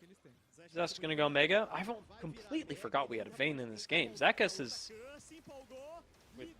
absolute. I've got no problems with Zekas, but he has just been doing his own thing this entire game, and Ackerman has shown up to make that thing a little bit more complicated. Great hook into a Gnar into the wall, feeds some kills directly into not just Zest, but a Duda that has shown up to one-shot the Nefiri. And when the AD carry is one-shotting the Assassin, we know what time it is. It's time to start thinking about ending the game. It looks like those probably going to need the Baron to do that. They've taken, well, the majority, they've taken all of the structures now outside of the base. Baron going to be the next tipping point in order to start breaking that base open. And they just continue to find fight after fight here. This one honestly looked pretty bad for Los. BKS had a pretty decent angle into it with Zekas being able to take down Curse, and from there, you think, okay, it's a 5 versus 4, but we already extended so much to take down the Pantheon that not really possible, not really tenable to do all that much more. Los now, I feel doing their victory march, they've not really got a pressure to try and take this dragon. I don't think that it wins you the game having one extra Hex Tech break. You know, and if this game is still going in 15 minutes, then we need to talk to Los again about how to close out a game. Nice. I like the idea from Miryu. You know you're getting collapsed on, and you know that the game's pretty volatile at this stage. Try and find feisty, why not? Can't hurt, or not can't hurt significantly. You know, I'm sure it didn't feel good for Miru to die, but imagine the highlight play. Los Grandes are going to play this by the book, though. Try and get started up by Curse, and hey, the extra attack speed really can't hurt. That is going to feel quite nice for especially Duda. And Baron, probably the next thing on the menu if Los Grandes are playing it like this. They may have a nearly 10,000 gold lead, but it's up to them to actually close this out. If they want to close it out by playing it by the book, forcing VKS to either lose slowly or take a fight and lose all at once, that is absolutely their right to do so, because winning is all that's going to matter at the end of the day. We're still going to come out of this game where Los Grandes, for 2 games in a row, had shaky mid-games and go, well, they 2-0'd it, it must not have been close. And coming up on the end of this game, I can't really say that you'd be wrong. Yeah, I think shaky mid-game is maybe... It's Not too probably much. right. It's probably right, but I don't think that VKS ever really looked like they were going to come back into the game. If I'm misremembering, then by all means, but I just don't feel like those ever lost control of this game. They always felt like they were gonna win from probably the first little advantage that they got. Maybe they slowed the pace of the game down a little bit, but it never felt like VKS were eclipsing them in any way. Even when there was a gold lead there, it still felt like, well, you know, we're going to get to a point where Zest does something, or where Feisty, who's got this lead and has had the lead the entire time, is going to start doing work. And I think that's the issue, is that VKS, because of where they had gold, I mean, Desamis has 4 kills. Like, they should have felt, in theory, more oppressive than they did during this game. But instead, the leads that VKS got kind of turned into nothing. And now they're turning into this. Yeah, it's not looking good here. Nice Zanyas from Feisty. Really makes that a nothing play for VKS. Zest has shown up. Not close to Mega, but he doesn't need to be. Just needs to play frontline for the team. Well, they finish off this game. The Baron is theirs. Los Grandes get to march into the base, and VKS have the same problem that Los Grandes do. It's not hugely easy to tank up any significant damage coming from the other team. But Los Grandes have the advantage in that they do more damage. So They are winning the game currently. Tell that by the fact that a chance landing onto their super fed marksman, and KS went, oh, that's cool, and let it be. Yeah, didn't burn anything. And here's the final Hail Mary. the commitment, respectable from Scamber. He'll die. So will Miru. Scamber will fall. Zekas dies. And Asamas joins. A triple for Duda. And a double for Feisty completes the ace and sends us on to more Los Grandes dominance. Roodood, who in the CBLOL can actually stop this team? I mean, it looks like nobody currently. If you take a look at the gold leads, this might be the series, the 2-0 with the largest gold disparity at the end of the games combined. That was overall, end of the game, about a 27,000 gold gap across both games, 16,000 in game two alone. They felt inevitable, Los. It felt like a meticulous, slow choke over VKS. And Los, I mean, kind of nonchalantly, didn't really feel like there was anything special from the gameplay, but they did it, and they won, and they won well. Yeah. This looked like, from the 20-minute mark onwards in both games, very clean games from Los. And before that, I mean, maybe this is just... it seems like we may have different opinions on this from what I was hearing from you in game. But before 20 minutes, I think Los Grandes look like a fine team. They are okay. They are playing things normally, and they are losing a little bit. But from 20 minutes onwards, they don't look like there's a better team than them in the CBLOL. And part of that may come down to this series and the particular matchup against VKS, but their scoreline says otherwise. Their scoreline says that when you do get past the 20-minute mark, nobody's really contesting this team. And we don't really have a huge early game team in the CBLOL. We've had them in the past, but in this meta, I'm not looking at any team and going, oh yes, the early game is your specialty. That's where you really exploit people. And in order for somebody to beat Los, they have to become that. Yeah, somebody has to, ultimately. I'd be curious to see how far this iteration runs for Los, because this is quintessential Los really for 2026, where they have these incredible regular seasons. Yeah, this is bread and butter for them, really. In the CBLOL Cup, they were similarly very, very impressive throughout the majority of the split. Granted, in split one, they ended out 4-3 with a 9-9 game score in the regular season. But like I say, 6-1 in the cup. They're is it 5-0 now? So they are just Yeah, they're let's looking absolutely fine. look at that. And not really. Again, 10-0 is a complete stomp of literally everybody in the league. Yeah, it is not close. And what do Los have next? Let me check. Los Grandes are either- playing Fluxu. They're playing Yeah. Loud. So, Loud actually could be a very fun series. Mm-hmm. If a team is going to win, I mean, it's kind of like Vivocade. Loud should be the team to do it. Fluxu, probably not, but it is CBLOL, so anything could happen. No, it would be the same thing as, like, again, last split, Pain were 0-6 or something, and they were the team that beat Los. That was the cup, where Pain Gaming were 0 everything, and then they beat Los when Los were everything and 0. You know, like that'll be the game that Fluxu randomly win, and it'll get them into playoffs, and they'll giggle, and Los will be kicking their little heels under the chairs, going, "Hee, we got Fluxu into playoffs." You know. Yeah, I mean, I'm excited to see what this looks like. I don't think that Los Grandes, genuinely, this team is not getting to the end of the season. This is maybe copium. I don't think this team is getting to the end of the season without somebody taking them down. I would be surprised if they end up winning with a sweep the playoffs. Maybe from losers bracket, that just seems like the most CBLOL thing to me. But right now, our teams are not in form to take games off them, and that's, I want to say, okay. It's not, because your job is to win, but in the grand scheme of things, in competitive, it's okay. Like as a storyteller for the league, this is fine.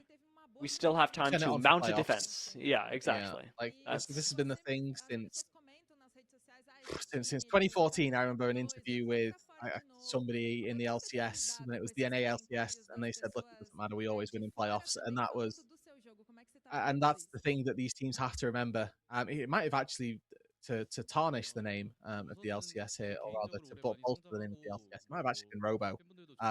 In the CBLOL, when I remember that interview being given, and just like, it doesn't matter what happens, we'll win in the playoffs. And that's the mantra that I think a lot of these teams end up having, or could end up having, Yeah, unless you're Red Canids, in which case, after Yeah. we saw today, you might not be getting to Gonna struggle. playoffs. So, yeah, fingers Make it there crossed for our first. teams at the bottom right now. Red Canids, Lev, Payne, and Fluxu. They are all in danger of not even making the playoffs right now. These last couple of games, very important for them. And looking at this, I believe that Fluxu play tomorrow. Yes, they do. Lev and Fluxu both going to play tomorrow. Loud, probably a scheduled win for them up against Lev, but it is the CBLOL. We'd hope. Yeah, Leviathan actually looked really good in their series, in the final series last week up against Red. Like, again, I'm not too sure if they're fully online now. I mean, they literally have won one series in the last two splits, so we'll see. I know Lizard will have us believe that they're the best team in the league, but I don't know that we can take that entirely. Sorry, I lied. They won one series last split. But they were, yeah, that was their only two wins the entire season that they got. So yeah, you would expect Loud to win. Not given, because Lev did take a really good series, but we'll find out. Yeah, this has been, however, a very good day for us here at the CBLOL. We got to learn a lot about what on earth was going on with Furia and Red. That going to 3 games was really nice, and we still have a lot of things that I think both Furia and Red can improve on. The same can actually be said out of our top team in the league, so lots to look forward to in terms of what VKS and Los Grandes are able to accomplish. But Roodood, it has been lovely to spend the day commentating, talking about pizza, talking about cats, and unfortunately not Dungeons and Dragons with you. So we'll have to save that for another day. But thank you for joining me. Thank you everyone for watching. We are going to say hello to our friends over at the LCS, so feel free to speak in Portuguese, English. A little bit of friendly rivalry is welcome, but please be polite because they actually do run our lives and they could tell us to stop doing this at any moment, and we actually like them a lot. So say hi and be nice, and otherwise go crazy. All right, we love you. See you soon. Bye.